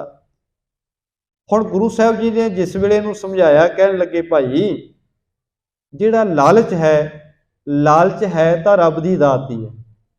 ਜੇ ਬੰਦੇ ਦੇ ਜੀਵਨ ਵਿੱਚ ਸਾਡੇ ਕਿਸੇ ਦੇ ਵੀ ਲਾਲਚ ਨਾ ਹੋਵੇ, ਤੇ ਬੰਦਾ ਕਿਰਤ ਵੀ ਨਹੀਂ ਕਰੇਗਾ, ਪਰਿਵਾਰ ਵੀ ਨਹੀਂ ਪਾਲੇਗਾ, ਘਰ ਵੀ ਨਹੀਂ ਬਣਾਏਗਾ ਤੇ ਸਮਾਜ ਦਾ ਵਿਕਾਸ ਰੁਕ ਜਾਏਗਾ। ਲਾਲਚ ਜ਼ਰੂਰੀ ਹੈ ਜੀਵਨ ਵਿੱਚ, ਪਰ ਸੁੱਧ ਲਾਲਚ ਹੈ। ਉਹ ਲਾਲਚ ਜਿਹੜਾ ਤ੍ਰਿਸ਼ਨਾ ਨਾ ਬਣੇ, ਜਿਹੜਾ ਦੂਸਰੇ ਨੂੰ ਮਾਰਨ ਤੇ ਲੁੱਟਣ ਦੀ ਨੀਅਤ ਨਾ ਬਣਾਵੇ, ਕਿਰਤ ਵਾਲੇ ਪਾਸੇ ਸਾਨੂੰ ਤੁਰ ਕੇ ਰੱਖੇ। ਅਸੀਂ ਆਪਣੀ ਮਿਹਨਤ ਤੇ ਵਿਸ਼ਵਾਸ ਰੱਖੀਏ, ਉਹਨਾਂ ਕੋਲ ਲਾਲਚ ਜਾਇਜ਼ ਹੈ, ਕਿਉਂਕਿ ਉਹ ਤਾਂ ਕਰਨਾ ਹੀ ਪਏਗਾ ਸਮਾਜ ਵਿੱਚ ਚੱਲਣ ਵਾਸਤੇ। ਜੇ ਬੰਦਾ ਤੁਰੇ ਹੀ ਨਾ ਕਵੇ ਜੀ ਮੈਨੂੰ ਕੋਈ ਲਾਲਚ ਨਹੀਂ, ਤੇ ਬੰਦਾ ਫਿਰ ਕੰਮ ਕਿਵੇਂ ਕਰੇਗਾ। ਗੁਰੂ ਨੇ ਇਹਨਾਂ ਦਾ ਰੂਪ ਬਦਲਿਆ ਹੈ। ਕ੍ਰੋਧ, ਹੁਣ ਜੇ ਬੰਦਾ ਕਹੇ ਜੀ ਬੰਦੇ ਦੇ ਮਨ ਵਿੱਚ ਕ੍ਰੋਧ ਨਹੀਂ, ਬਿਲਕੁਲ ਕ੍ਰੋਧ ਨਹੀਂ, ਤੇ ਬੰਦਾ ਕਿਸੇ ਵੀ ਹੱਕ ਵਾਸਤੇ ਲੜ ਨਹੀਂ ਸਕਦਾ। ਕ੍ਰੋਧ ਜ਼ਰੂਰੀ ਹੈ, ਪਰ ਗੁਰੂ ਨੇ ਕਿਹਾ ਵੀਰ ਰਸ ਰੂਪ ਵਿੱਚ, ਕਿਸੇ ਕਮਜ਼ੋਰ ਵਾਸਤੇ ਨਹੀਂ। ਵੀਰ ਰਸ ਰੂਪ ਦੇ ਵਿੱਚ ਕ੍ਰੋਧ ਪ੍ਰਵਾਨ ਹੈ, ਪਰ ਜਿਹੜਾ ਨੀਵਿਆਂ ਤੇ ਜ਼ੁਲਮ ਕਰਨ ਵਾਲੀ ਭਾਵਨਾ ਵਾਲਾ ਕ੍ਰੋਧ ਹੈ, ਉਹ ਗੁਰੂ ਨੇ ਪ੍ਰਵਾਨ ਨਹੀਂ ਕੀਤਾ। ਹੁਣ ਇਹਨੇ ਕਿਹਾ ਮਹਾਰਾਜ ਮੇਰੇ ਮਨ ਵਿੱਚ ਇੰਨਾ ਕੋ ਲਾਲਚ ਵਧਿਆ ਹੋਇਆ ਹੈ, ਮੈਨੂੰ ਹੋਰ ਕੋਈ ਸੁਝਦਾ ਹੀ ਨਹੀਂ। ਲਾਲਚ ਵਿੱਚ ਗ੍ਰਸ ਹੋਇਆ, ਮੈਂ ਇਹੀ ਸੋਚਦਾ ਕਿ ਕਿਵੇਂ ਹੋਰ ਤਾਂ ਨਾ ਆਵੇ। ਮਹਾਰਾਜ ਕਿਰਪਾ ਕਰੋ, ਮੈਨੂੰ ਖੁਦਾ ਦੇ ਘਰ ਦਾ ਰਾਹ ਵੀ ਦਿਖਾ ਦਿਓ। ਕਿਰਪਾ ਧਾਰ ਜਬ ਕਰੋ ਚਾਰਾ, ਨਾਸੇ ਮਨ ਕੇ ਸਰਬ ਵਿਕਾਰਾ। ਕਾਰੂ ਬਾਦਸ਼ਾਹ ਕਹਿਣ ਲੱਗਾ ਮਹਾਰਾਜ ਐਸੀ ਮੱਤ ਦੇ ਦਿਓ, ਐਸਾ ਉਪਦੇਸ਼ ਬਖਸ਼ਿਸ਼ ਕਰ ਦਿਓ ਜਿਹਦੇ ਨਾਲ ਮੇਰਾ ਮਨ ਦਾ ਲਾਲਚ, ਮਨ ਦੀ ਤ੍ਰਿਸ਼ਨਾ ਮੁੱਕ ਜਾਏ। ਕਿਉਂਕਿ ਤ੍ਰਿਸ਼ਨਾ ਐਸੀ ਹੈ, ਜੇ ਸਾਰੀ ਦੁਨੀਆ ਦੇ ਪਦਾਰਥ ਵੀ ਬੰਦੇ ਕੋਲ ਆ ਜਾਣ, ਪਰ ਤ੍ਰਿਸ਼ਨਾਲੂ ਹੋਵੇ ਤੇ ਬੰਦਾ ਕਦੇ ਵੀ ਰੱਜਦਾ ਨਹੀਂ, ਉਹਨੂੰ ਜਾਪਦਾ ਰਹਿੰਦਾ ਅਜੇ ਵੀ ਘੱਟ ਹੈ, ਅਜੇ ਵੀ ਘੱਟ ਹੈ। ਇਸੇ ਵਿਚਾਰ ਵਿੱਚ ਹੀ ਬੰਦਾ ਖੁਆਰ ਹੋਈ ਜਾਂਦਾ ਹੈ। ਸੁਣ ਸ੍ਰੀ ਨਾਨਕ ਗਿਰਾ ਉਚਾਰੀ, ਦੇਨ ਨਸੀਹਤ ਸਭ ਸੁਖਕਾਰੀ। ਗੁਰੂ ਨਾਨਕ ਸਾਹਿਬ ਮਹਾਰਾਜ ਜੀ ਨੇ ਜਦੋਂ ਵੇਖਿਆ ਕਾਰੂ ਬਾਦਸ਼ਾਹ ਦਾ ਮਨ ਨਿਮਰ ਹੋ ਗਿਆ ਹੈ, ਇਹ ਸੁਧਰਨਾ ਚਾਹੁੰਦਾ ਹੈ, ਇਹਦੇ ਜੀਵਨ ਵਿੱਚ ਸੱਚਮੁੱਚ ਪ੍ਰੇਮ ਜਗ ਪਿਆ ਹੈ, ਤਾਂ ਧੰਨ ਗੁਰੂ ਨਾਨਕ ਸਾਹਿਬ ਮਹਾਰਾਜ ਸੱਚੇ ਪਾਤਸ਼ਾਹ ਜੀ ਹੁਣ ਕਾਰੂ ਬਾਦਸ਼ਾਹ ਨੂੰ ਉਪਦੇਸ਼ ਬਖਸ਼ਿਸ਼ ਕਰਨ ਲੱਗੇ ਨੇ। ਦੋਹਰਾ ਕਾਰੂ ਸੁਣ ਹੈਰਾਨ ਹੋਏ, ਭਇਓ ਮੋਮ ਦਿਲ ਸੋਏ। ਕਾਰੂ ਬਾਦਸ਼ਾਹ ਜਿਹੜਾ ਬਿਲਕੁਲ ਪੱਥਰ ਵਰਗਾ ਕਠੋਰ ਸੀ, ਜਿਹੜਾ ਕਿਸੇ ਦੀ ਗੱਲ ਨਹੀਂ ਸੀ ਸੁਣਦਾ, ਪਾਪ ਕਰਮ ਲੱਗਿਆ ਬਿਲਕੁਲ ਪਰਵਾਹ ਨਹੀਂ ਸੀ ਕਰਦਾ, ਗੁਰੂ ਕਾ ਉਪਦੇਸ਼ ਸੁਣ ਕੇ ਮੋਮ ਵਰਗਾ ਦਿਲ ਹੋ ਗਿਆ, ਬਿਲਕੁਲ ਕੋਮਲ ਹੋ ਗਿਆ ਹੈ। ਆਗੇ ਕੋ ਪੈਮਾਨਿਓ ਸਹਿ ਸਜਾਏ ਅਤ ਹੋਏ। ਗੁਰੂ ਕੇ ਬਚਨ ਸੁਣ ਕੇ ਉਹਨੂੰ ਆਪਣੇ ਕਰਮਾਂ ਤੋਂ ਭੈ ਆਉਣ ਲੱਗ ਪਿਆ, ਆਪਣੇ ਭੈੜੇ ਕਰਮਾਂ ਤੋਂ ਡਰ ਆਉਣ ਲੱਗ ਪਿਆ ਹੈ। ਚੌਪਏ ਕਿਆ ਹੋਵੇ ਗੋ ਤਬ ਮੁਝ ਹਾਲਾ, ਗਹਿ ਜਬ ਬਾਂਧेंगे ਜਿਹ ਕਾਲਾ। ਮਨ ਵਿੱਚ ਖਿਆਲ ਆ ਗਿਆ ਕਾਰੂ ਬਾਦਸ਼ਾਹ ਦੇ ਕੀ ਹਾਲ ਹੋਣਾ ਹੈ ਮੇਰਾ, ਜਦੋਂ ਜਮਾ ਨੇ ਫੜ ਕੇ ਮੈਨੂੰ ਮਾਰਾਂ ਮਾਰਨੀਆਂ ਨੇ, ਬੰਨ ਕੇ ਮੈਨੂੰ ਘਸੀਟਿਆ ਜਾਣਾ ਹੈ, ਉਸ ਵੇਲੇ ਮੇਰੇ ਕੀ ਹਾਲਾਤ ਹੋਣਗੇ। ਅੱਜ ਮੈਂ ਹੁਕਮ ਚਲਾ ਰਿਹਾ ਹਾਂ, ਹੁਕਮ ਚਲਾ ਚਲਾ ਕੇ ਮੈਂ ਸਾਰੇ ਲੋਕਾਂ ਦੇ ਉੱਤੇ ਜ਼ੁਲਮ ਕਰ ਰਿਹਾ ਹਾਂ, ਪਰ ਜਿਸ ਵੇਲੇ ਮੈਨੂੰ ਸਜ਼ਾ ਮਿਲੀ ਉਸ ਵੇਲੇ ਮੇਰਾ ਕੀ ਹਾਲ ਹੋਵੇਗਾ। ਸਭ ਪਰ ਜ਼ੁਲਮੀ ਕੀਨ ਮਿਸਾਲਾ, ਭਲਿਆਈ ਤੇ ਰਹਿਓ ਨਿਰਾਲਾ। ਮਨ ਵਿੱਚ ਹੁਣ ਖਿਆਲ ਆ ਰਿਹਾ ਹੈ ਕਾਰੂ ਬਾਦਸ਼ਾਹ ਦੇ, ਕਹਿੰਦਾ ਸੱਚਮੁੱਚ ਅੱਜ ਤੱਕ ਮੈਂ ਜ਼ੁਲਮ ਹੀ ਕੀਤੇ ਹਨ, ਕਿਸੇ ਦਾ ਭਲਾ ਨਹੀਂ ਕੀਤਾ, ਕਿਸੇ ਤੇ ਮੈਂ ਪਰਉਪਕਾਰ ਨਹੀਂ ਕੀਤਾ, ਕਿਸੇ ਤੇ ਤਰਸ ਨਹੀਂ ਕੀਤਾ। ਅੱਜ ਤੱਕ ਜੋ ਕੀਤਾ ਮੈਂ ਕੇਵਲ ਤੇ ਕੇਵਲ ਜ਼ੁਲਮ ਕੀਤਾ ਹੈ। ਕਾਰੂ ਮਨ ਗੁਣ ਬਹੁਤ ਬਗੋਇਓ, ਮੈਂ ਗਾਫਲ ਹੋਇਓ ਨਿਤ ਸੋਇਓ। ਗੁਰੂ ਸਾਹਿਬ ਜੀ ਦੇ ਉਪਦੇਸ਼ ਨੇ ਇਹਨੂੰ ਅੰਦਰੋਂ ਜਗਾ ਦਿੱਤਾ। ਮਨ ਵਿੱਚ ਵਿਚਾਰਦਾ ਹੈ, ਕਹਿੰਦਾ ਮਹਾਰਾਜ ਮੈਂ ਅਣਜਾਣ ਪੁਣੇ ਵਿੱਚ ਸੁੱਤਾ ਹੀ ਰਿਹਾ, ਬਿਲਕੁਲ ਅਣਜਾਣ ਪੁਣੇ ਵਿੱਚ ਸੁੱਤਾ ਰਿਹਾ। ਗੁਰੂ ਨੇ ਬਾਣੀ ਵਿੱਚ ਵੀ ਇਸੇ ਕਰਕੇ ਕਿਹਾ, ਕਿਆ ਤੂੰ ਸੋਇਆ ਜਾਗ ਇਆਣਾ, ਤੈਂ ਜੀਵਨ ਜਗ ਸੱਚ ਕਰ ਜਾਣਾ। ਸਾਹਿਬ ਕਹਿੰਦੇ ਭਲਿਆ ਕਿਉਂ ਸੁੱਤਾ ਪਿਆ, ਤੂੰ ਜਾਗਣਾ ਕਰ, ਸੁਚੇਤ ਹੋ। ਕਿਹੜੀ ਨੀਂਦ ਵਿੱਚ ਸੁੱਤਾ ਤੂੰ ਪਾਪ ਕਰੀ ਜਾ ਰਿਹਾ ਹੈ, ਜਾਗ, ਕਿਉਂਕਿ ਤੇਰੇ ਕਰਮਾਂ ਦੀ ਸਜ਼ਾ ਮਿਲਣੀ ਹੈ ਜੇ ਤੂੰ ਮਾੜੇ ਕਰਮ ਨਾ ਤਿਆਗ। ਇਹਨੇ ਬੇਨਤੀ ਕੀਤੀ, ਕਾਰੂ ਨੇ ਕਹਿੰਦਾ ਮਹਾਰਾਜ ਮੈਂ ਤਾਂ ਸੁੱਤਾ ਹੀ ਰਿਹਾ, ਮੈਂ ਸੁਚੇਤ ਨਹੀਂ ਹੋ ਸਕਿਆ। ਨਹਿ ਜਾਣਤ ਤੋ ਕਹਾਂ ਖੁਦਾਏ, ਤੁਮ ਮਸਾਲ ਸੁਣ ਭੈ ਮੋਹਿ ਆਏ। ਕਾਰੂ ਕਹਿੰਦਾ ਜੀ ਮੈਂ ਨਹੀਂ ਸੀ ਜਾਣਦਾ ਖੁਦਾ ਕੌਣ ਹੁੰਦਾ ਹੈ। ਕਿਉਂਕਿ ਸੰਸਾਰ ਵਿੱਚ ਇੱਕ ਉਦਾਹਰਨ ਹੈ ਕਿ ਜਦੋਂ ਬੰਦੇ ਕੋਲ ਕੁਝ ਹੋਵੇ ਤੇ ਬੰਦਾ ਰੱਬ ਨੂੰ ਵੀ ਟੱਬ ਹੀ ਦੱਸਦਾ ਹੈ। ਜਦੋਂ ਚਾਰ ਪੈਸੇ ਹੋਵਣ ਉਦੋਂ ਤੱਕ ਬੰਦੇ ਨੂੰ ਰੱਬ ਚੇਤੇ ਨਹੀਂ ਆਉਂਦਾ। ਕਾਰੂ ਬਾਦਸ਼ਾਹ ਕਹਿੰਦਾ ਜੀ ਮੈਂ ਨਹੀਂ ਸੀ ਜਾਣਦਾ ਖੁਦਾ ਕੌਣ ਹੈ ਤੇ ਖੁਦਾ ਕੀ ਕਰ ਸਕਦਾ ਹੈ, ਪਰ ਤੁਹਾਡੇ ਬਚਨ ਸੁਣ ਕੇ ਮੇਰੇ ਮਨ ਵਿੱਚ ਡਰ ਪੈਦਾ ਹੋ ਗਿਆ। ਮੈਨੂੰ ਆਪਣੇ ਕਰਮਾਂ ਤੋਂ ਡਰ ਆਉਣ ਲੱਗ ਪਿਆ ਹੈ। ਮੇਹਰ ਆਪਣੇ ਮੋਹ ਪਰ ਕੀਜੈ, ਪੰਥ ਖੁਦਾਏ ਬਤਾਵਨ ਕੀਜੈ। ਮਹਾਰਾਜ ਹੁਣ ਮੇਰੇ ਤੇ ਤਰਸ ਕਰੋ, ਰਹਿਮਤ ਕਰੋ, ਮੈਨੂੰ ਖੁਦਾ ਦੇ ਘਰ ਵੱਲ ਤੋਰ ਨਾ ਕਰੋ, ਮੈਨੂੰ ਬੰਦਗੀ ਵਾਲੇ ਰਸਤੇ ਤੇ ਲਾਓ। ਮਾਇਆ ਮੈਂ ਬਹੁਤ ਇਕੱਠੀ ਕਰ ਲਈ, ਹੁਣ ਸੱਚੇ ਨਾਮ ਧਨ ਨਾਲ ਵੀ ਜੋੜ ਦਿਓ। ਇਸ ਤਰ੍ਹਾਂ ਕਾਰੂ ਬਾਦਸ਼ਾਹ ਜਗਤ ਦੇ ਮਾਲਕ ਧੰਨ ਗੁਰੂ ਨਾਨਕ ਸਾਹਿਬ ਸੱਚੇ ਪਾਤਸ਼ਾਹ ਮਹਾਰਾਜ ਜੀ ਦੇ ਬਚਨਾਂ ਤੋਂ ਪ੍ਰਭਾਵਿਤ ਹੋ ਕੇ ਗੁਰੂ ਸਾਹਿਬ ਜੀ ਕੋਲੋਂ ਸ਼ੁਭ ਮਤ ਲੈਣ ਵਾਸਤੇ ਹੁਣ ਬੇਨਤੀਆਂ ਕਰ ਰਿਹਾ ਹੈ। ਸਤਿਗੁਰੂ ਇਹਨੂੰ ਨਾਲੋਂ ਨਾਲ ਸਮਝਾ ਰਹੇ ਹਨ, ਸਿੱਧੇ ਰਸਤੇ ਤੇ ਪਾ ਰਹੇ ਨੇ। ਆਓ ਅਤ ਜ਼ੁਲਮੀ ਤੇ ਅਤ ਵਿਕਾਰੀ ਇਸ ਰਾਜੇ ਨੂੰ ਕਿਵੇਂ ਸਿੱਧੇ ਰਸਤੇ ਤੇ ਪਾਉਂਦੇ ਹਨ, ਕੀ ਉਪਦੇਸ਼ ਦਿੰਦੇ ਨੇ, ਉਹ ਪ੍ਰਸੰਗ ਆਪਾਂ ਕੱਲ ਦੇ ਦੀਵਾਨ ਵਿੱਚ ਸ਼ਰਵਣ ਕਰਾਂਗੇ ਜੀ। ਗੁਰੂ ਸਾਹਿਬ ਕਿਰਪਾ ਕਰਨ, ਜਿੱਥੇ ਅਸੀਂ ਸੰਸਾਰਿਕ ਤੌਰ ਤੇ ਸਾਰੇ ਕਿਰਤ ਕਮਾਈਆਂ ਕਰ ਰਹੇ ਹਾਂ, ਉੱਥੇ ਨਾਲੋਂ ਨਾਲ ਮਾਲਕ ਜੀ ਦੀਆਂ ਰਹਿਮਤਾਂ ਦੇ ਪਾਤਰ ਬਣੀਏ, ਕਿਰਤ ਕਰੀਏ, ਪਰ ਨਾਲ ਚੇਤੇ ਰੱਖੀਏ ਗੁਰੂ ਕਾ ਬਚਨ ਹੈ ਨਾਮ ਵੀ ਜਪੀਏ, ਬੰਦਗੀ ਕਰੀਏ, ਨਿਤਨੇਮ ਕਰੀਏ, ਸੇਵਾ ਸਿਮਰਨ ਕਰੀਏ, ਤਾਂ ਜੋ ਸਾਡਾ ਜੀਵਨ ਜਿਹੜਾ ਹੈ ਇੱਕ ਟਿਕਾਅ ਵਿੱਚ, ਇੱਕ ਬੈਲੈਂਸ ਵਿੱਚ ਰਹਿ ਸਕੇ। ਗੁਰੂ ਕੀ ਰਹਿਮਤਾਂ ਸਾਡੇ ਜੀਵਨ ਦੇ ਵਿੱਚ ਬਰਸ ਸਕਣ। ਗੁਰੂ ਸਾਹਿਬ ਜੀ ਦੀ ਕਿਰਪਾ ਦੇ ਨਾਲ ਸਾਡੇ ਲੋਕ ਸੁਖੀਏ ਤੇ ਪਰਲੋਕ ਸੇਲੇ ਹੋ ਸਕਣ। ਗੁਰੂ ਸਾਹਿਬ ਸਾਡੇ ਸਾਰਿਆਂ ਤੇ ਰਹਿਮਤ ਕਰਨ। ਇੰਨੀਆਂ ਬੇਨਤੀਆਂ ਪ੍ਰਵਾਨ ਕਰਨੀਆਂ ਜੀ। ਹੋਈਆਂ ਭੁੱਲਾਂ ਦੀ ਖਿਮਾ, ਪ੍ਰੇਮ ਸਹਿਤ ਸਾਰੀ ਸੰਗਤ ਆਖੋ ਜੀ ਵਾਹਿਗੁਰੂ ਜੀ ਕਾ ਖਾਲਸਾ, ਵਾਹਿਗੁਰੂ ਜੀ ਕੀ ਫਤਿਹ। ਸਤਿਨਾਮ ਵਾਹਿਗੁਰੂ ਸਾਹਿਬ ਜੀ। ਓ ਮੇਰੋ ਮੇਰ ਪਰਬਤ ਸੁਆਮੀ, ਓ ਜਗਈ ਨਾ ਤੇਰੀ, ਨਾ ਤੁਮ ਰੋ ਨਾ ਮਿਟੇ, ਰੱਖ ਲੈ ਹਰ ਦੇ।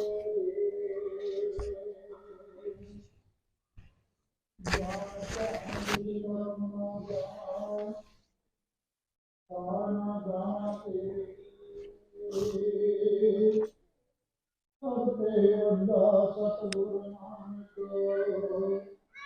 ਜਿਨ ਕਉ ਵਾਖੇ